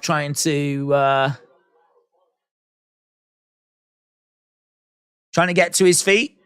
Bear hug being applied. He's trying to break out of this.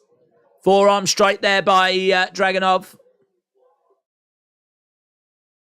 Forearm strikes coming back and forth.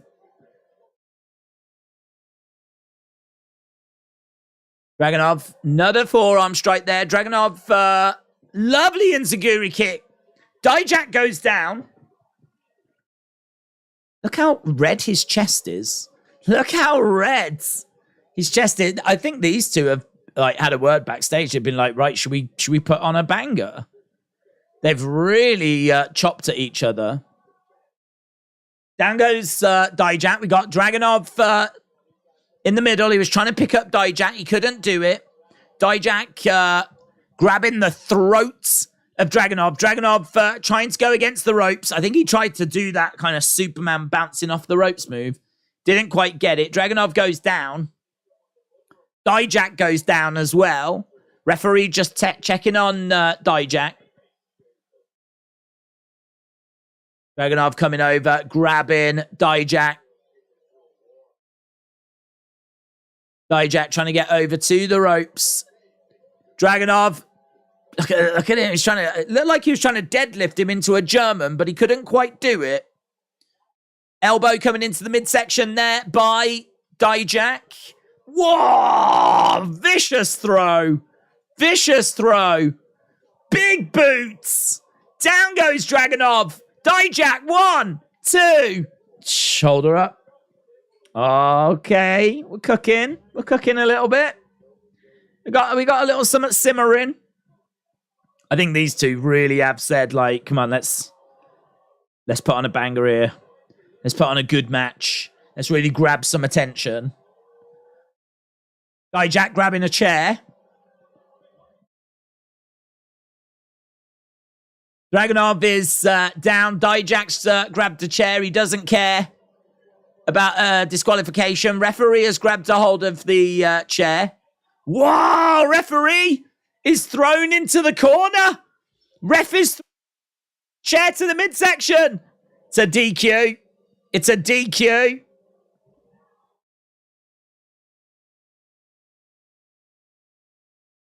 DQ. Chair.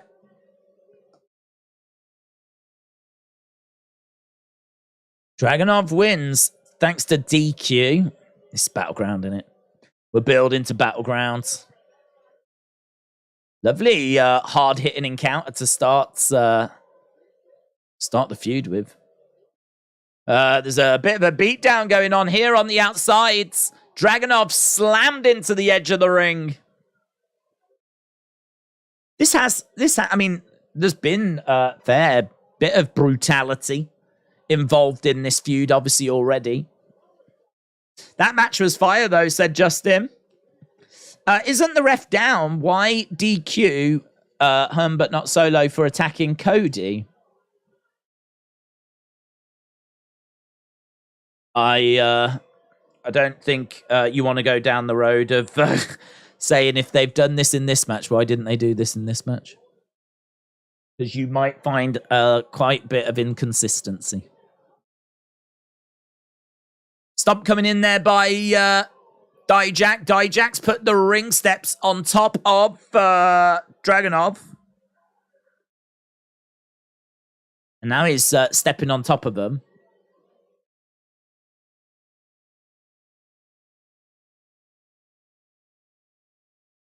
Do you feel alive? So, post-fight beatdown. It's a good visual. Crowd are booing as Dragunov is underneath the ring steps. And Dijak was standing on top of those ring steps. Dragunov gets them off of him. Dijak looks over at Dragunov and smiles. And we go from that to the tranquility of Tyler Bates. Is that the dressing room?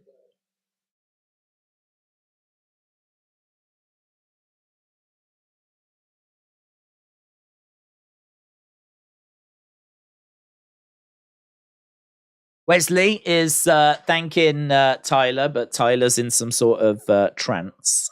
I really don't know about this for Tyler.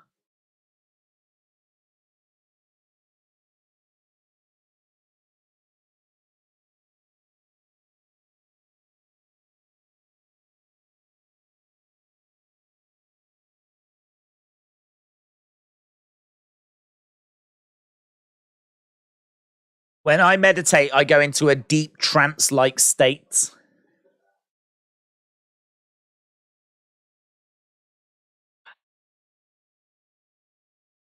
Okay, I think I'm high, but was Tony Khan in the audience? Tony Khan!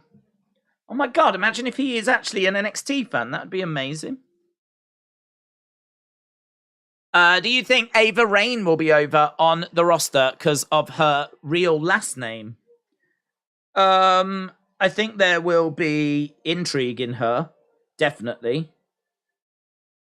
But that it can be a blessing and a curse. I mean, if you are,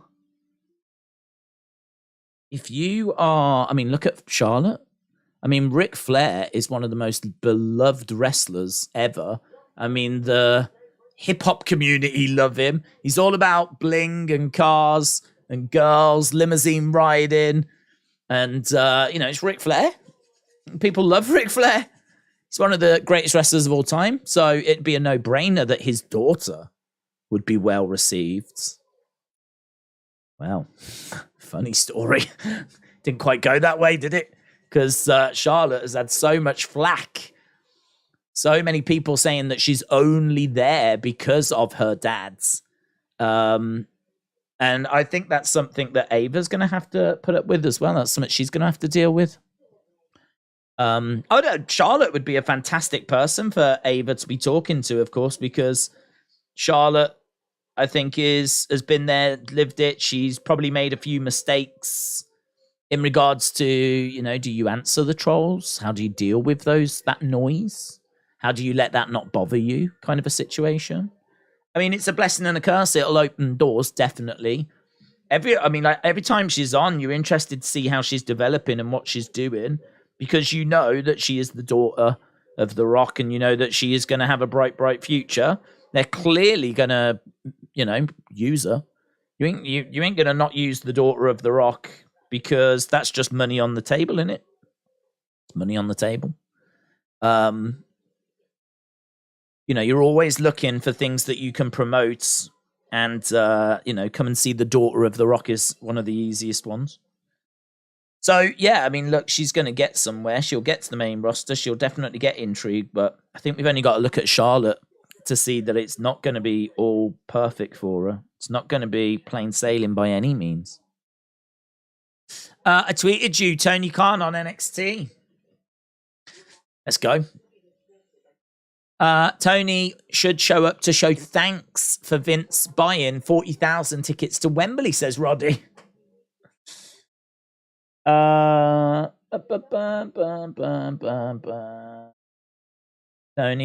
come. Tony, come.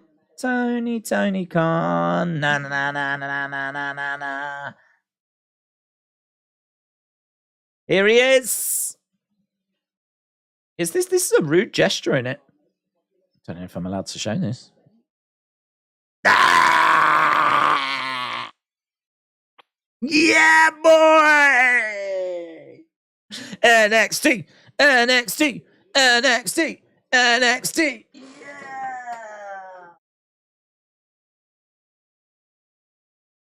Looks like what he's trying to do here is he's trying to send a subliminal message, because actually, if we are to flip it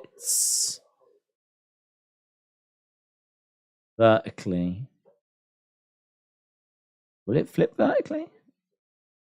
Flip horizontal. Why won't it flip vertical? Flip vertical.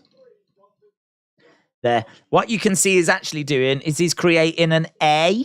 Can you see there? The fingers are the outside of the A, and then the tongue is the middle. If we just had a few more images, he did also create E and W. So it's subliminal. He's come on, and he is basically promoting AEW during NXT's TV time. It is absolutely unbelievable.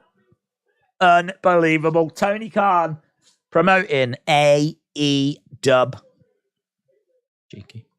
Right, Danny Palmer.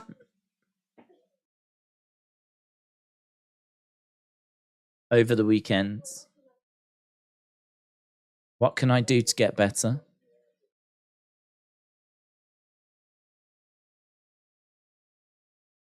This is really rubbish advice. Really rubbish advice. What can I do to get better? Listen, it's all about reps. Get in there, do the work, you'll be fine. I wanted specifics.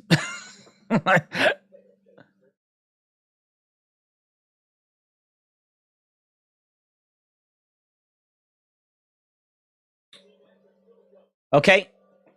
I think there's going to be a friendly tag team match that's going to come out of this. Charlie Dempsey is heading to the ring now. TK is promoting. He is. Tony Khan. Tony Khan. Na na na na na na na na na.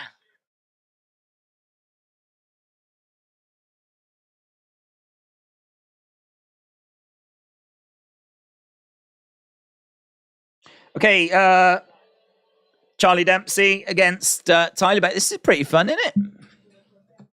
Tyler Bate taking on William Regal's kids.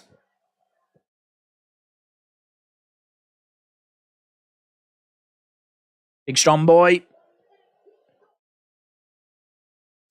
Drew Gulak on NXT. He is, yeah. Tony is part of a big storyline. Hayden said AEW beat NXT in the ratings during the Wednesday Night War. All right, Hayden. Don't need to bring that up, do we? We're all just trying to have a nice time, Hayden. Boom! Tony's long lost brother or son. I wonder if that would trend. If we type in Tony Khan, are people talking about that? Well, Austin 316 is. Tony Khan is going crazy in the NXT crowds.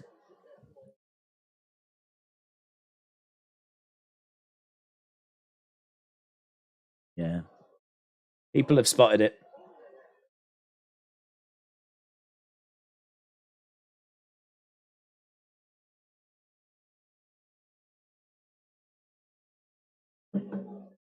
Right.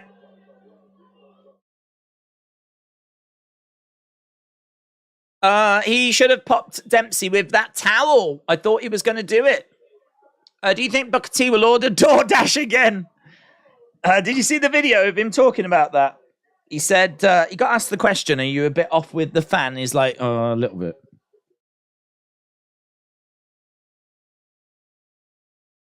But he said that basically as soon as the show was over, he was out the door.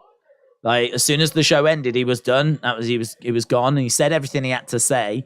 All that was left was for Indy to say a goodbye, and that was it. The show was going to be done.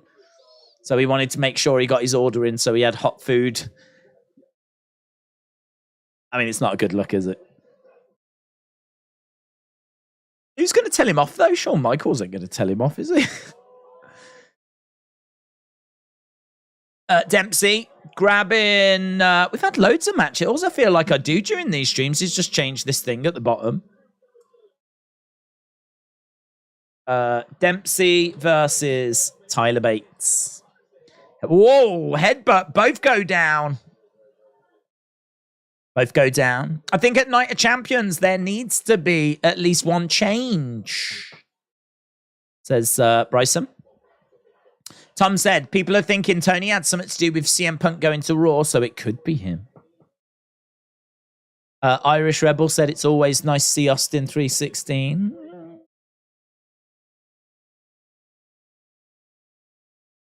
Nice stretch being applied. Charlie Dempsey applying a stretch, driving that elbow into the midsection. Tyler Bate picking up Dempsey. Looking for an airplane spin. Spinning Dempsey round. Wesley on the outside. What's Wesley doing? Wesley on the outside, like, whee! Spinning around on the outside as well. Oh, here's Gacy. Here's Gacy.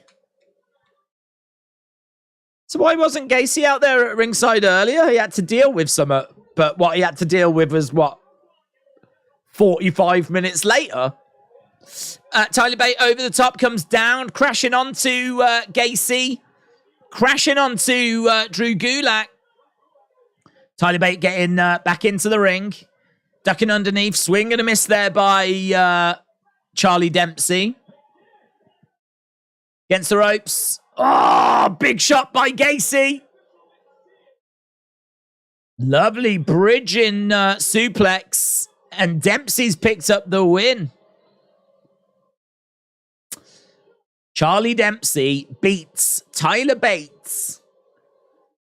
Thanks to Joe Gacy.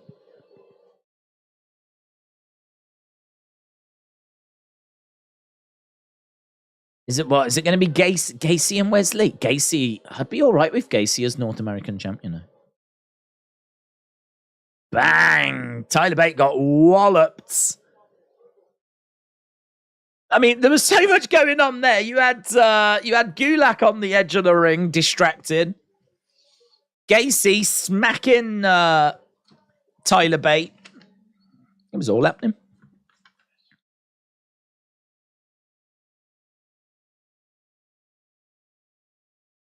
So it's a win.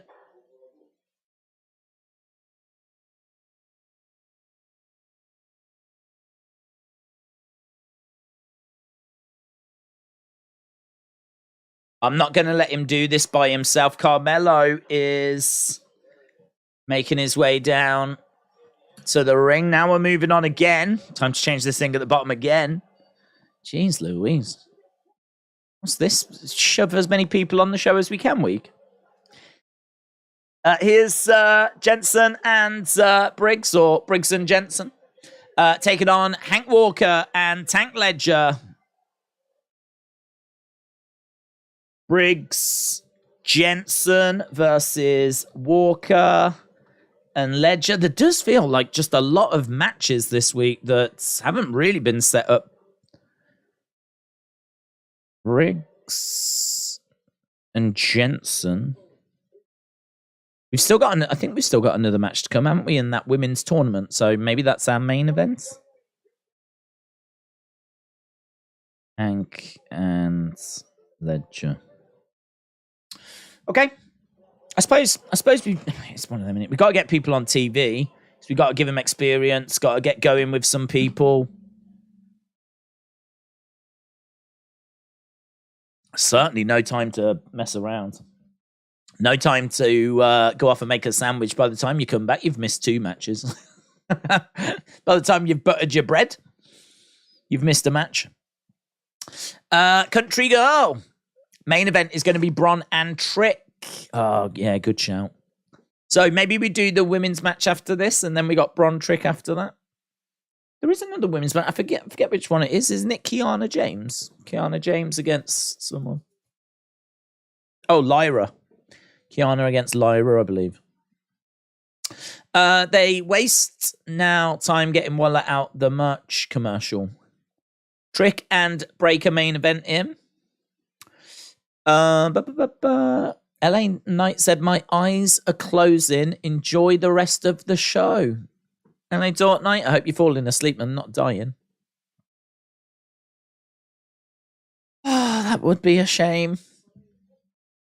LA Dort Knight, shout out to you, but don't let the bed bugs bite. Lawrence said, Daze, what if they change the tournament for the world title just only for former world champions? If Gable Steveson returned, would he be the first winner to get the world title belt? Hang on, let me read that again. What if they changed the tournament for the world title only for former world champions? Could have been fun. If Gable Steveson returned, would he be the first winner to get the world title belt? Again, I think we're moving a bit too quick. I mean, Gable Steveson hasn't had a match on TV yet. So for him to be competing for the world title, I mean, no. I think we will move quick with him, but I mean, you've still got to, even Brock's may be the quickest I can think, and that was, what was it, 6 months, 8 months? So, like, that was quick. That was really quick. So, Gable Steveson, I think, would be, you got to be looking at that as a timeline. But to be honest, I mean, it depends how he's going to get booked in it, and it depends how he takes to it, and we can't even get him flipping going at the moment. Jen and Lorelei, shout out to you. Shout out to you. Said, would love to see Hook against Charlie Dempsey. Could be fun. Don't know. I don't know that we'll ever get to see Hook in WWE. I'd like to see Hook booked in WWE, to be honest. Because it's been quite strange booking of Hook so far. But, yeah, could be fun. Right, Dragon Lee, backstage. 36 minutes left to go. Maybe Gacy was texting Booker T what he wanted from DoorDash. Let's go.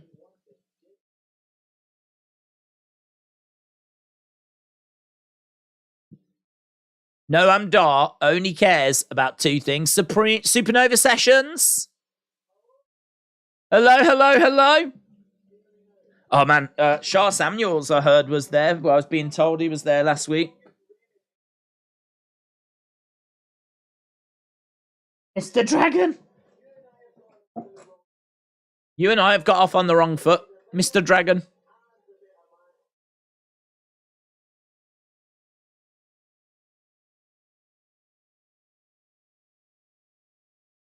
Dragon Lee, I choose you.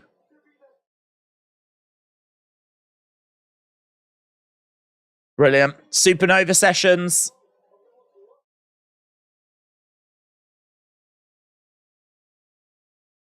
Supernova Sessions is returning.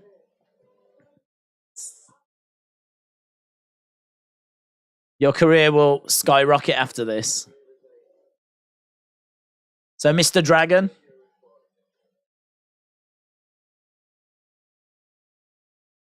Supernova Sessions is coming back. That's great. Because we've lost the Grayson Waller effects.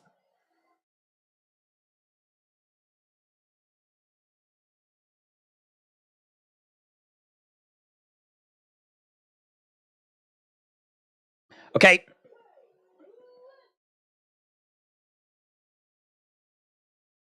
Hank and Tank. Hank and Tank. Let's go. Hank and Tank. Daze, hello, Adam. Shout out to you, mate. Hank and Tank. Waller Effect has become the Supernova Sessions. A lot of WWE's lower card talent, Hook would benefit from spending a few years on the Indies than he would remaining in AEW, says Corvids. Okay, we are underway. Hank and Tank. Look at Tank. Look at Hank. I'd like to see him in matching. I'd like to see him in matching ring gear.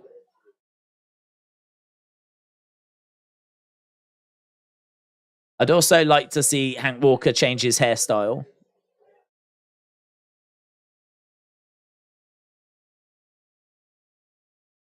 Tag, in comes Briggs and Jensen. How do you feel about King Charles so far? Doesn't really change anything, does it? It's not really anything to feel.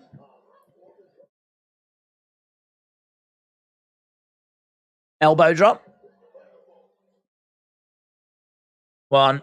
Just a one count. Are Hank and Tank the new heavy machinery? Don't know. I don't think so. I don't know if they've only just been like chucked together, so there's not really a notice. Tank's got a bit of size to him, though, in all fairness, but he's not a notice. Lides into the corner. I like their I like the yellow. 1, 2, shoulder up. Yeah, I'd like to see them in matching ring gear. I think we could do something here. I mean, Hank and Tank, hanky tanky, a little bit of hanky tanky. Oh, big boot. Tank down, Hank down. 1, 2, kick out by Tank though. Tank trying to get over to Hank. Tank checking his. Was a tough come out.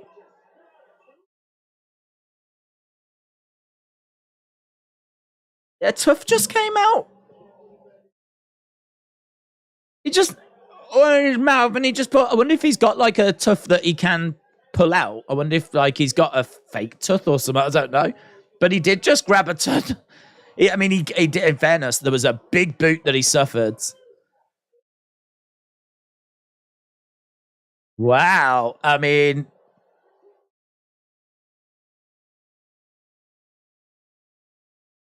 You don't actually see the tooth. But I love the fact he put it in his... What's he going to do? Put it under his pillow? I love the fact that he pulled it out, he looked at it, and he put it in his singlet. I wonder where it ended up. Definitely a prop. There's a lot of tankering around. I don't know. There was a big boot in there, which looked like it caught him and quite sharp. And he did immediately. Look, he is.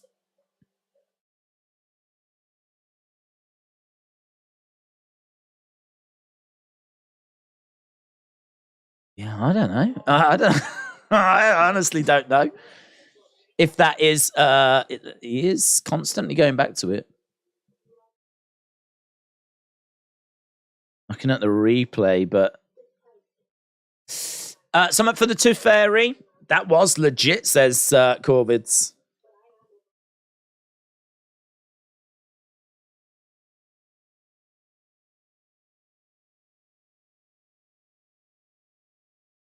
I'm not the same person that crossed the Atlantic last year, says Lyra.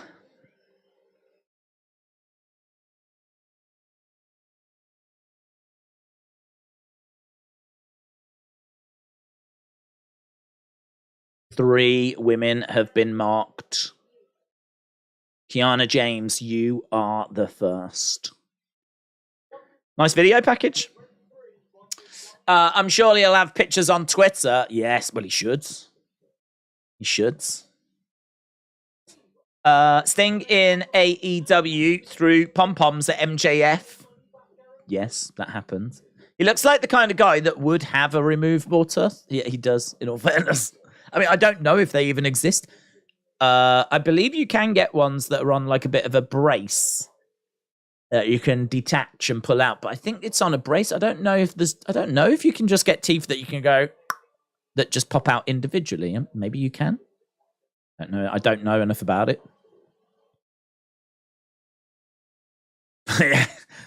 he looks like he's been in a few altercations in his life, yes.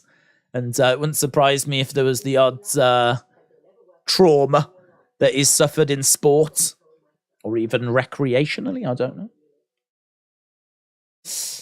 If it was me and I had a tough booted out my mouth, I would be screaming my lungs out, said Adam. God, Adam, I wish you was a wrestler. We need more of that. We need more of that. We need more wrestlers that when they get booted in the face and they suffer actual injury, they start crying and screaming and like... I'm tired of seeing all this manning up. I'm tired of seeing all these people just digging deep. I'd love to see someone get booted in the face and go, oh my God, that hurt. Oh, no, don't come near me. I've got a situation I'm dealing with here. Oh my God. Oh, I'm going to be sick. Oh my God. Oh God, the pain. Is it going to be like this every time? I didn't sign up for this. Oh God, my neck as well. Oh, I'd love it. Imagine that. That'd be fun. Why did Mrs. Rowlands last night get upset at a backstage crew member at Raw? Why did Mrs. Rowlands get upset at a backstage crew member at Raw? I don't know. Is this a joke? Why did Mrs. Rowlands get upset at a backstage crew member on Raw? To get to the other side. Becky attacked a backstage crew member coming back from the ring at Raw, delivered an elbow, sending the dude flying. I've not seen this. Did she? For the first time, Hank's going to come out and blow his nose into a hanky and rub it in people's faces. Oh, okay. You need to see Dr. Yankum. They do need to see Dr. Yankum. Dr. Isaac Yankum. I mean, seeing Britt Baker's probably going to be easier, to be honest. Rather than having to go and see Kane. Kane's busy at the moment, isn't he? Doing mare things. Right. I think, is it Lyra next? Lyra and Kiana. And then, as we said, we're continuing to head towards our main events. Lyra versus Kiana. They said her daughter was rubbish at colours. The Macho King. Sunday. Macho Man Randy Savage. Larry Poffo. He passed away, didn't he? Deep in Lanny Poffo. Stone Cold takes on America.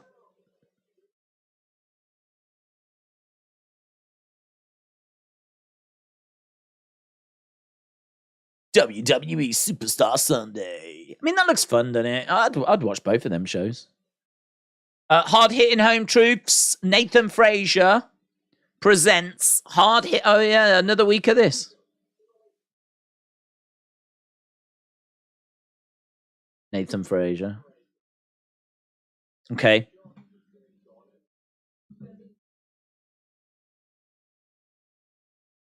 "17 superstars got drafted from NXT.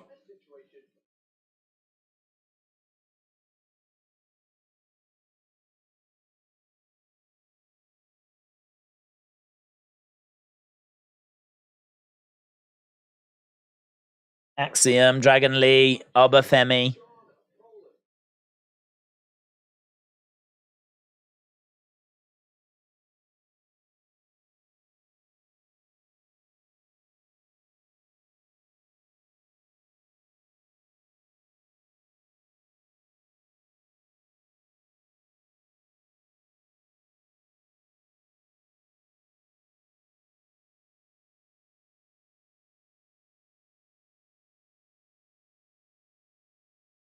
Does give a new meaning to the term world domination. He's just talking about where all the superstars have come from.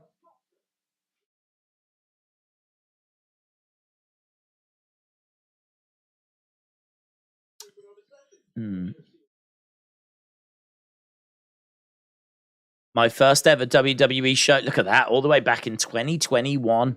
2 years ago now.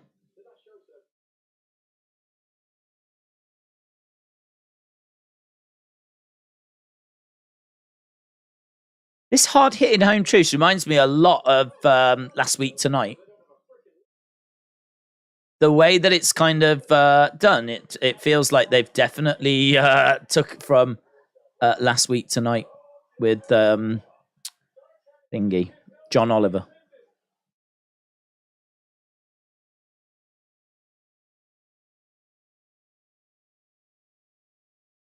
Okay, so he's talking about Noam Dar at the moment. Roll the clip.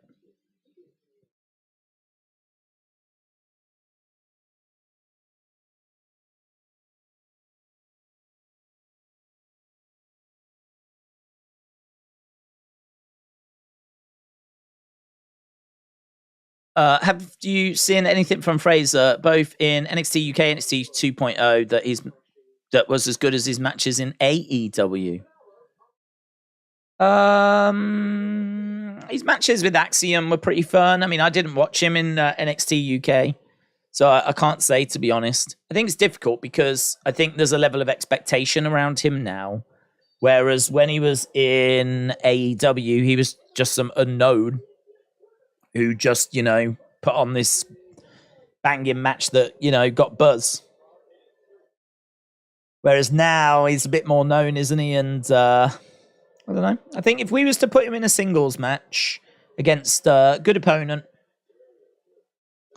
on maybe not a high flyer as well. I do think if you put two high flyers together and they're just flipping around all over the place, you just become very desensitized to it. It just, But if you used to put him in there with someone like Charlie Dempsey, who could keep him grounded, put him in there with Tyler Bates, who doesn't do that aerial stuff but is still a great performer, then you've got the different styles that hopefully would mesh.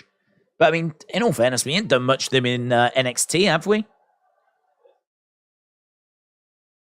So Nathan Frazier was just talking about Noam Dar. Didn't really go anywhere. I feel like Nathan Frazier has a lot of hype when he came to NXT, but they've done nothing with him. No, maybe this is the time we do something with him.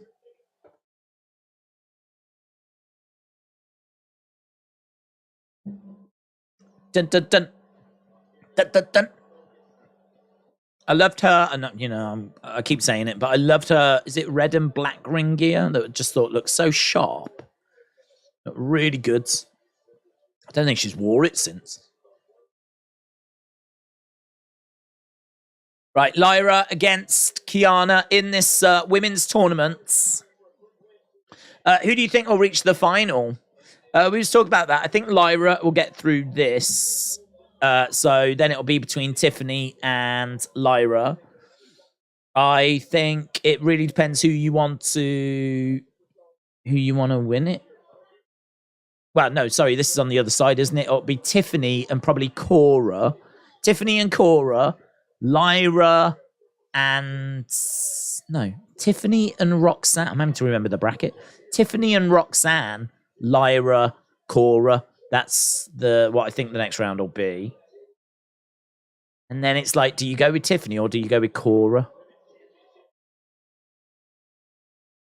I think it's either Tiffany or Cora for me. I don't think they'll go back to Roxanne. Cora Jade said Corvids. Final will probably be Cora and Roxanne. Stratton has been getting pushed lately. Will United finish top 4? I think so. Fraser had some crazy good matches with Axiom. He just hasn't had a story to go with it, says Tritium Cascades. Reason Nathan Fraser signed with WWE instead of AEW was so that he could stay in the UK, says Corvids. I knew it days beside it's a makeover for Princess Diana. I want Tiffany to win, said Austin, but they'll probably give it to Cora Jades. Corvid said Cora is the next NXT Women's Champ.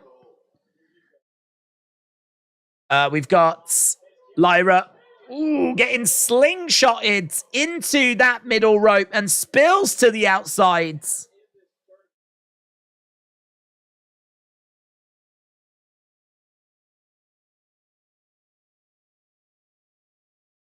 Lyra into the corner. Kiana. Oh, look at that. Lyra screaming in pain.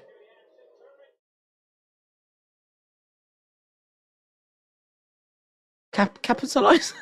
Rather than talking trash, capitalize? Danny Palmer reminds me of Bailey, says Mr. Quake. Did you know Ten Hag has more losses than Ollie? Do you mean in a season? Or what do you mean? I think Ollie lost more matches in total, but I don't know what we're comparing it to. I mean, Ollie did finish second in one of those years, didn't he? I think the first season he finished second. So, I mean, if you're comparing it to that, I could believe it. I think he drew a lot, though. But, you know, I don't mind. Sometimes you have to go backwards to go forwards, and sometimes you have to break a few eggs, don't you? I mean, you could park the bus, keep things tight, get a draw, and take that approach, or you could be a bit riskier, try and play, and then you open yourself up to losing potentially. And well, sadly, we have been losing. But the team's not right. We know it's not right. He's had a summer, but I mean, he didn't really know what he was walking into. So, we got some players in. I think the players we went and got were good. I think the jury's out on Anthony. Casemiro's been awesome. Martinez at the back's been awesome. Maybe Malacia has not been awesome. But by and large, it's been good. Ericsson's been good. Shame he picked up that injury, but I think United will be a force next year if they can get... you put Harry Kane in that team. Oh, that's interesting. Whether it'll be enough to win the title, I don't know, but they should be competing. So it should be good if you're a United fan next year. But when Drew Gulak came to NXT, he started with Hank Walker. What about Hank Walker? Drew Gulak, where was he before? I feel like I heard the name before. Well, Drew Gulak's been on the main roster. He came through the Cruiserweight tournament, I believe, and then went to 205 Live. So he's been in WWE for quite a long time. Good few years. I think going back to 2017, was it 16, the Cruiserweight tournament? Might have been 16, mightn't it? He might have been around for like a good 6-7 years now, But yeah, he's been on the main roster. He's been we saw him last year get figure eighted by Charlotte And he was put into a hold by armbar by Ronda Rousey on SmackDown. Do you remember he did that little thing where he was going to become an interviewer? That might have been a good role for him, actually. I thought he did well in that role. He would have been quite good in that kind of helping authority. So maybe not authority in the way that Sonya was, but he could have been Adam Pearce's right-hand man, you know? Took some bumps, maybe got involved in a few matches, and, you know, we could have explored that. But we didn't. Right, we are back. Shoulder tackle. Daze always thought Drew Gulak was released. I did. We would go so long without seeing him. I did. There's a few times where people have been released and I thought he was amongst that list. And then I was shocked to find out that he was still employed. But he has been around for a long time. Talking of United, Radcliffe's new offer allows him to get Glazers out in 2026. Oh, God. I can't believe how long this is dragging on. I can't believe we've not got this sorted. Is there a deadline, like proper deadline, as to when this all is going to be done? I don't know what the latest is on the takeover stuff, but like, oh. I can't be the only one that's getting fed up. Knee to the midsection. Drew Gulak's also a trainer, says Corvid. Good point. Has that dude in the news done it before? I forgot his name. What, the Nathan Fraser guy? That one, the one that did the little newsy thing, just. He's competed. He's fairly new, but he's been in NXT UK if we're talking about the same person. Lyra grabbing Kiana, throwing her back into the ring. Lyra going up. Lyra is perched. Comes down, lands, roll. Charges over. Step up in Zaguri as Kiana goes down. No, Ten Hag has more losses than Ollie had in both seasons he was in charge. Does he? Ten Hag's got more losses than both of Ollie's seasons put together. Is that true? I find that surprising. Hank Walker was into Tough Enough. Was he? He was on Tough Enough. No deadline at all. Pfft, sucks. Lyra up. Comes down. Knees up there by Kiana. Kiana grabbing Lyra. Picks her up. Looking to plant her down. Oh, and she does. 1, 2. Kick out there by Lyra. Kick out by Lyra. Powerbomb there by Kiana.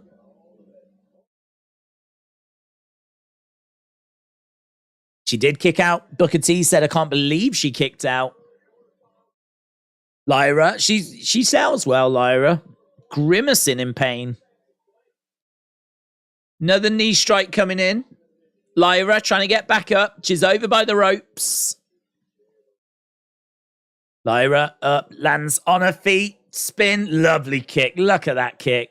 Lovely kick by Lyra Valkyria. And it's enough to get the win as well. It's enough to get the win. Lyra, out of nowhere, battered. Spin kick. Lovely. It's a little bit Black Mass-esque. A little bit Black Mask-esque. Yeah, I tell you what, they really allowed Kiana to shine in this match.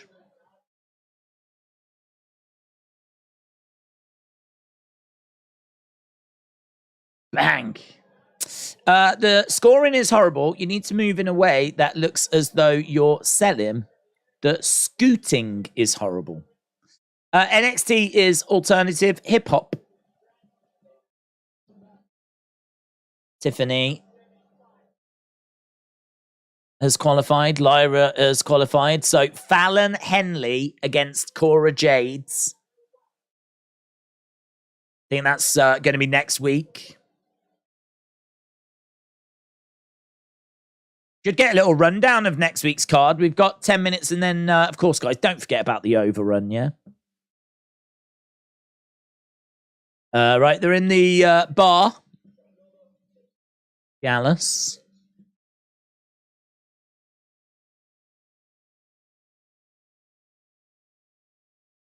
Here's Tony and Stacks.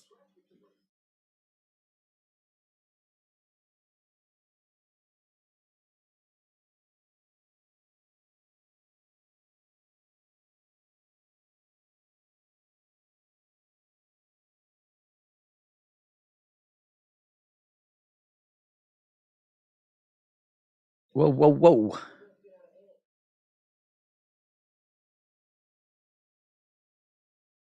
We want to tell yous. We want the next crack.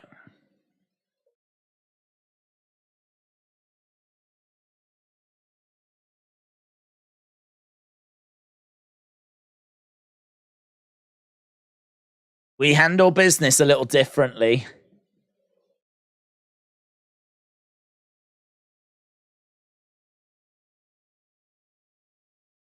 You don't want to go down that road. You don't want to threaten me.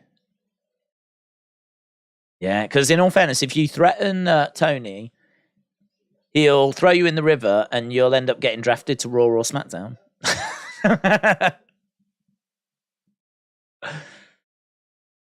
Tony and Stacks are outnumbered. Let's go.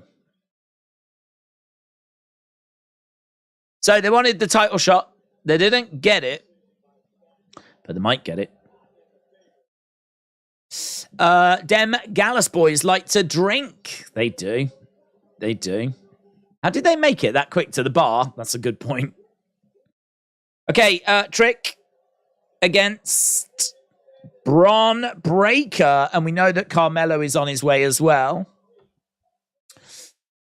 Are Gallus heels or faces? That's a good question, actually. That's a good question. I think they're out for themselves. Okay, Trick Williams. Trick Williams against Braun Breaker. That match coming up. Next. Trick Williams in the ring. Ollie's first season, 6 losses. Second season, 8 losses. Ten Hagers, 9 losses. Oh, okay.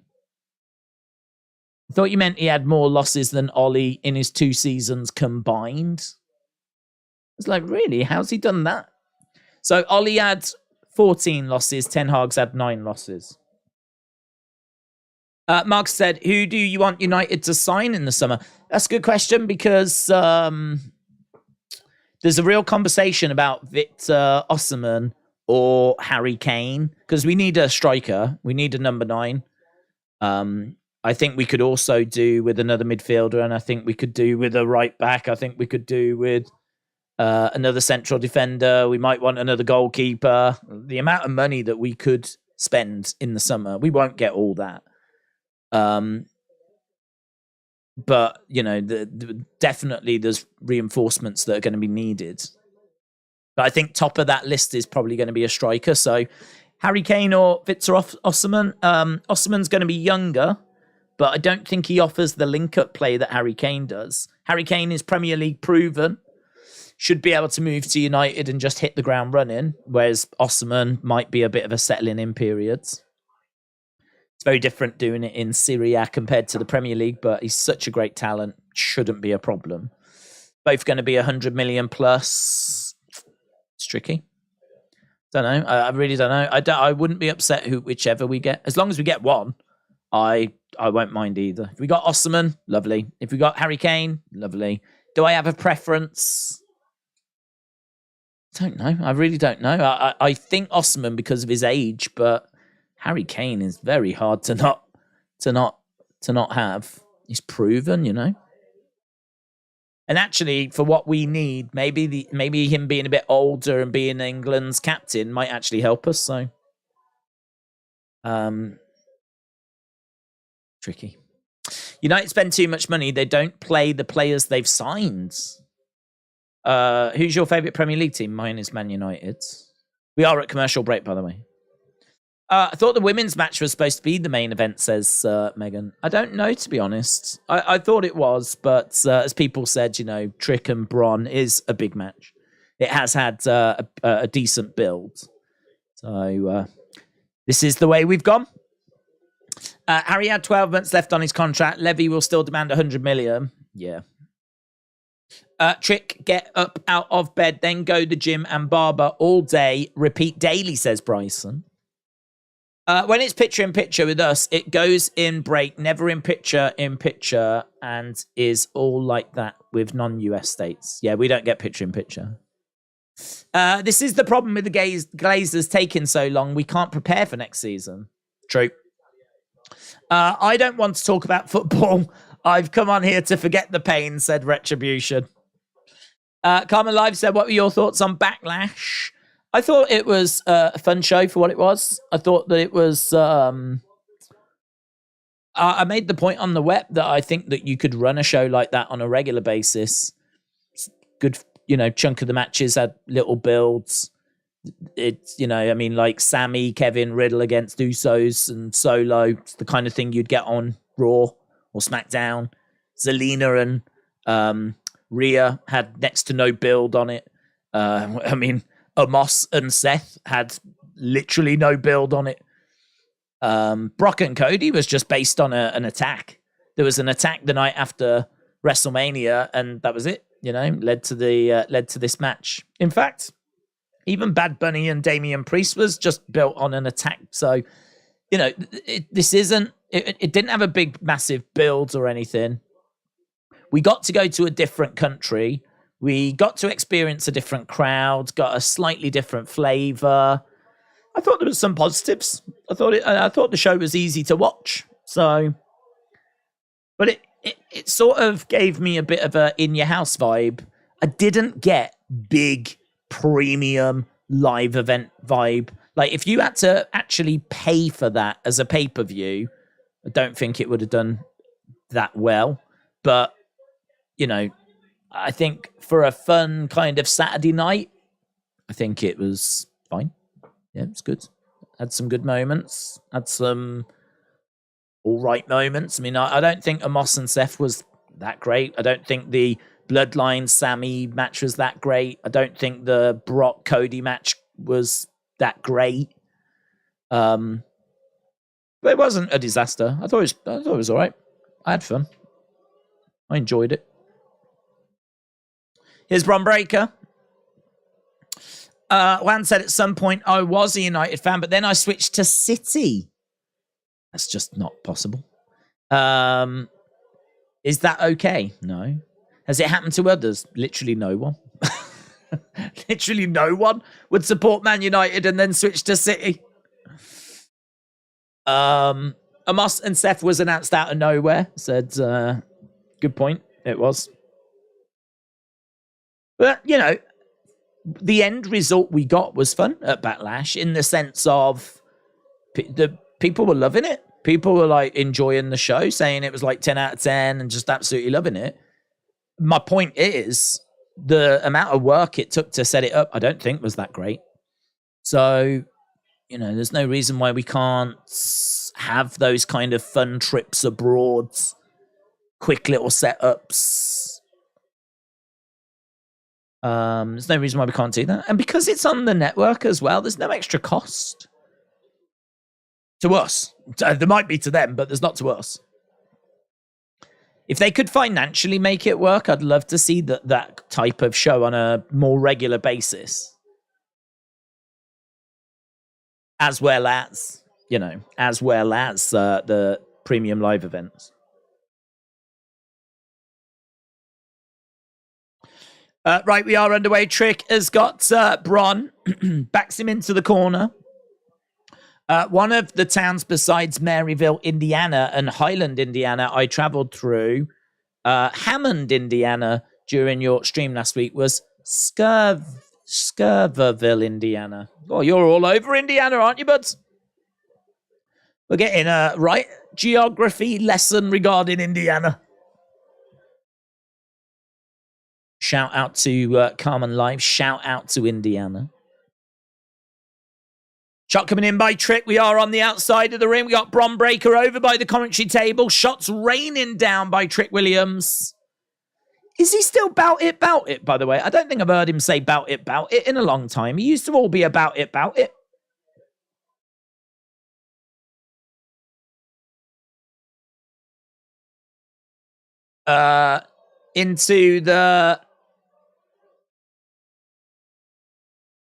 Into the commentary table goes Trick Williams.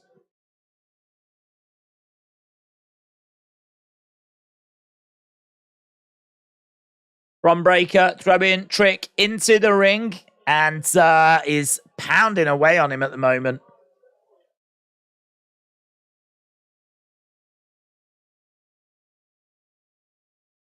So plants him on the desk.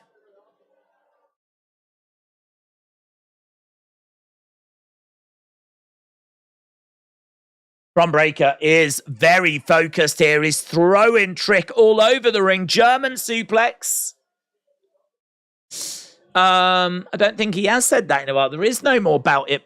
Oh, no. That was my favourite part of him.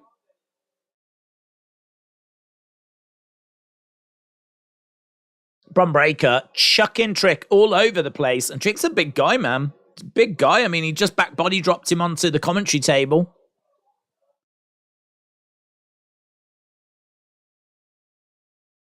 Bron Breakker went for the cover. He doesn't go for the 3. Instead, he starts doing some push-ups.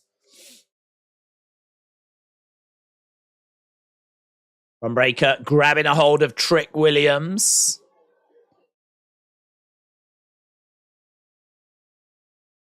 And he's grabbing a hold of the side of Trick. He's pulled the arm back.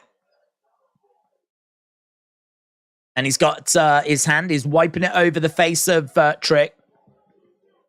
You still suck chants being chanted. You still suck. Next week, Wesley, Tyler Bate take on Drew Gulak and Charlie Dempsey. Creed Brothers take on the Dyads. So a couple of matches, and I'm guessing we're going to get those other couple of tournament matches. Spinebuster there by Bron. 1, 2. Kick out. How long have we got? We're into the overrun now. We are sneaking our way towards the end of this one. Now, what will be the right time for heel Drew to show up? Well, he's not in the tournament, is he? So, I don't know. I don't know who he'll target. Maybe it depends who wins the title, doesn't it? I mean, if it's Seth, it could be a fun feud for Seth, but I think you probably want to give him someone he could get a win against. Put him in a program with someone he could beat. Build him up. Have him potentially go after Seth if Seth is the champ further down the road. Could be a good feud for Cody further down the road. The only problem is I don't know that he'll win any of those. Although, he could be the guy to get the title off Seth.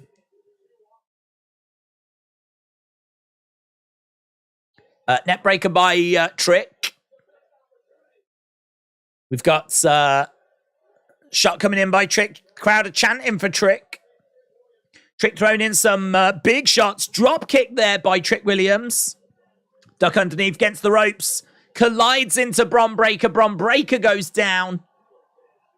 Trick Williams fired up. Bron Breakker's had plenty opportunity to win this. Whoop that Trick. Oh, lovely work by Trick. 2. Shoulder up. He's quite Booker T, actually, isn't he? I've never really thought about it, but he's quite Booker T. Trick. Planted by Bron. I mean, I was expecting him to do the spinneroonie. You know, he's quite tall. He's got the same sort of physique. Kicks coming in by Trick. He's someone that I think Booker could really work with and really help.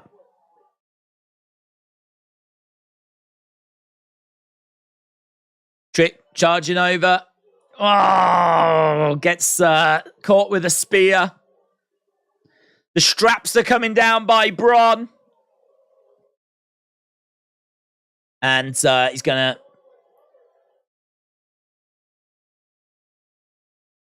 The Steiner recliner is applied. Trick's not giving up. And he does tap. Trick taps. Trick taps like a little girl. Like a little baby deer.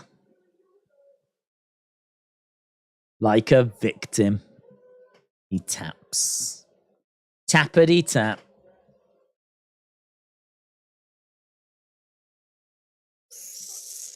Now the briefcase for the men won't have the possibility to separate the Universal WWE. Who do you think wins the men's briefcase now? If Cody wins it, does that allow him to go after Roman? If Cody wins, can he go after Roman? Because if he can, that's probably the one I'm most interested in. Is Carmelo making his way down? Carmelo comes in, goes straight after Braun.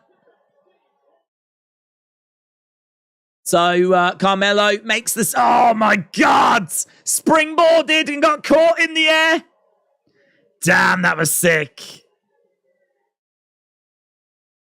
So springboards. I think it was like a springboard enziguri, but Braun catches him with a spear mid-air. Heel Braun is so good. Heel Braun grabs the belt.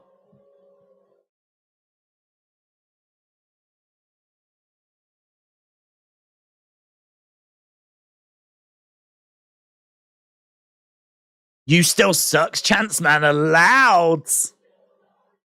This is going to be mine, says Braun. He's got that NXT championship. He chucks it on top of Carmelo.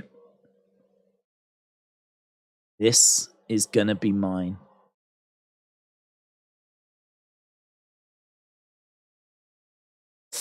Got him. Spear in the air was thumbs up, said Kieran. It was awesome, wasn't it? Do you think Triple H and Shawn are in cahoots with who to push in NXT in preparation for them on the main roster, so the call-ups don't end up like they used to be? Yeah, I think there is going to be a much better connection between NXT and the main roster.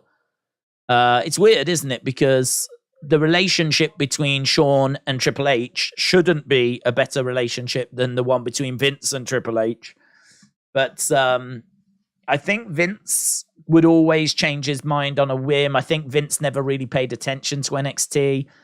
I think NXT was Triple H's plaything. I think it was something for Triple H to do. I think they needed to develop talent. However you develop that talent, I don't care. Just, find me the best talent. Give me a good, steady supply of people that I can use. I think that's the remit, and you go and do what you want to do. And I think Triple H had great freedom, but I don't know that, there was many sit-down conversations about, I've got this person, got that person. We can do this, we can do that. Or Vince saying, I really like the look of this person. I think we can do something here. We'll look to do this with them, blah, blah, blah, blah, blah. I'm sure there was meetings. I'm not saying they never spoke. I'm just saying I think it's probably very different between Triple H and Shawn, because I think Triple H is just always going to have a natural interest in NXT because it's always going to be his baby, isn't it? NXT is not Vince's baby. WWE is Vince's baby. Linda McMahon is Vince's baby. But NXT, I think, is Triple H's baby. And so he'll always have that connection with it. So yeah, it's probably going to be a stronger relationship and better for the call-ups.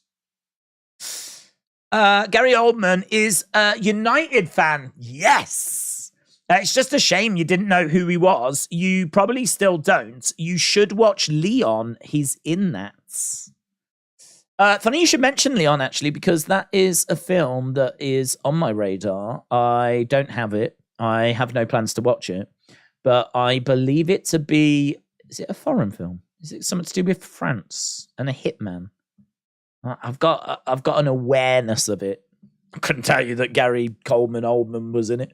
But It's a film that I think if I was to watch it, I'd probably enjoy. Do you know what film I've mentioned it before, really enjoyed, and it was a proper messed with your head type film.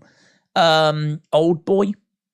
I saw the Japanese, is it Japanese or Korean? Old Boy. Because so many people had told me about it and raved about it, like, you've got to see it type thing.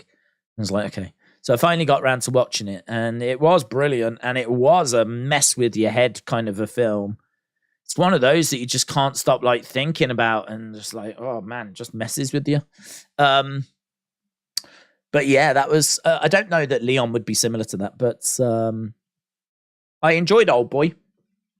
Well, as much as you can enjoy Old Boy, and I think I'd probably enjoy Leon. But I'll never watch it, just because I just don't get time. I don't get time. Braun was never booed when he was a face. It's the first time now he's a heel. It's weird. Says, is it weird that a girlfriend and boyfriend are both heels? Is it weird that a boyfriend and a girlfriend are both heels? No, we've seen that before. But yeah, it's they don't really acknowledge him and Cora. I don't even know if him and Cora are still together, are they? There might be some stands out there that can let me know, but I'm not aware. I don't know. Serbian film is literally the most messed up film that you could watch. I do not recommend doing so, as you can't ever unsee it. Oh. Okay, well, now we all want to watch that, don't we? I can't be the only one going, really? Serbian film. Okay. Yeah, get in your scores, get in your thoughts. Marcus said, are you a fan of Fight Club? Yeah, I enjoyed it. It's not a film that I would revisit. It's not a film I feel passionately about. I can understand why people love it and, you know, go crazy about it. Some people's favorite films. It's not, I'm not a film person, clearly, by the fact I don't know these actors. But I have obviously seen films in my life, and I do have films that I've enjoyed, but yeah, I'm probably not the right person to have a film conversation with. Now I'm interested in watching a Serbian film, said Nicole. Yeah, I know, yeah. I think we all are. Let me Google, actually. Where can you find a Serbian film? Might be different for me here in the UK compared to you in America. A Serbian film. Nowhere by the looks of it. It's a 2010 horror. I mean, the very first line is an aging porn star is the very first line. So I don't know. I mean, maybe if it was a young porn star, but an aging porn star. I mean, you're right. There's some things you can't unsee, isn't there? And that might be one. But yeah, by the looks of it, it's not on any streaming platforms here in the UK. So might have to wait that one. 6.59 said John. Corvid said, oh Lord, do not watch it. I'm serious. It's not a porn movie though. But John said, I've already seen a Serbian movie, the uncut version. Oh man. This if there's one thing that we've took from this stream, it's that we all now want to watch a Serbian movie, and that there's even an uncut version. I don't think they would ever allow it on a streaming platform. Oh my God, you're making it worse. You know, when someone's like, this is horrific, it's banned, they don't want you to see it. You know, at what point then would someone turn around and go, oh, okay. Of course, the human reaction is to go, I need to see it. I mean, I'm too, but I won't get a chance to watch it unless I drop everything I had planned for tonight and I watch that instead. And then apparently just lie there with my eyes open, terrified. Kian says 7. Justin said 8. Austin said, do you remember when Dana Brooke tapped out last night? Meave says 8. John said you can't stream it as they won't show it as it has a lot censored. Corvid said, I take no responsibility if you guys watch it and then you come back here and complain. Joe says 8. Heavy Chevy says good spear. Smarks made it, says Mr. Quake. Alexa Bliss Gamer, shout out to you, says 8. Nicole said, now I'm really interested in watching a Serbian movie. John said, what movie you talk about? Serbian film. Watch along. Let's go. Let's go. I give NXT tonight an 8. What match did you enjoy during Backlash? I enjoyed Damian Priest's Bad Bunny street fight match. I enjoyed Io Sky and Bianca Belair. I thought that was the best match. And I think the crowd reaction was very interesting. We spoke about it on Wrestling Escape Pods. But yeah, I mean, it's one of those, the crowd reaction was so interesting that didn't know if there might be, I don't know what they had planned. I felt very confident Bianca was going to win, but the crowd reaction was so interesting. You kind of just didn't know quite what was going to happen. It had an air of unpredictability about it, I felt, as I was watching it. Really made me doubt things. All of a sudden, I felt confident for Bianca, but I was like, could Io do it? Could they call an audible? Like, this crowd reaction is so bizarre. Like, I don't know. They didn't, obviously. But, and they had Bailey potentially cost Io, and, you know, it went the way that we thought. But it was, I enjoyed it. Juan said, Backlash was all right. It's the first Backlash I've watched. Not all. Barely started watching except before my first one, which was a John Cena match. Crowd made that show better, said Austin. Ambulance match, forget which one, says Juan. I feel like I'm on enough watch lists, so I might have to pass on the Serbian porn, said Dead Man Talking. Yeah, guys, I think we're going to do AEW tomorrow, but there is a chance we will do some Serbian porn instead. Just a slim chance. We'll have to wait and see. You know, we'll see how it goes. But yeah, I'm going to go and do this post-show breakdown review that I like to do. Appreciate people joining us. I hope you got some out of the show tonight. Seems like the scores were pretty good, actually, in all fairness. So seems like people enjoyed it, which is good. Don't forget, we are going to be back tomorrow. We will be back tomorrow for AEW. And anything else? No, I think that's it. Appreciate the support. Have a great evening wherever you are, and I will see you again next time. Bye for now.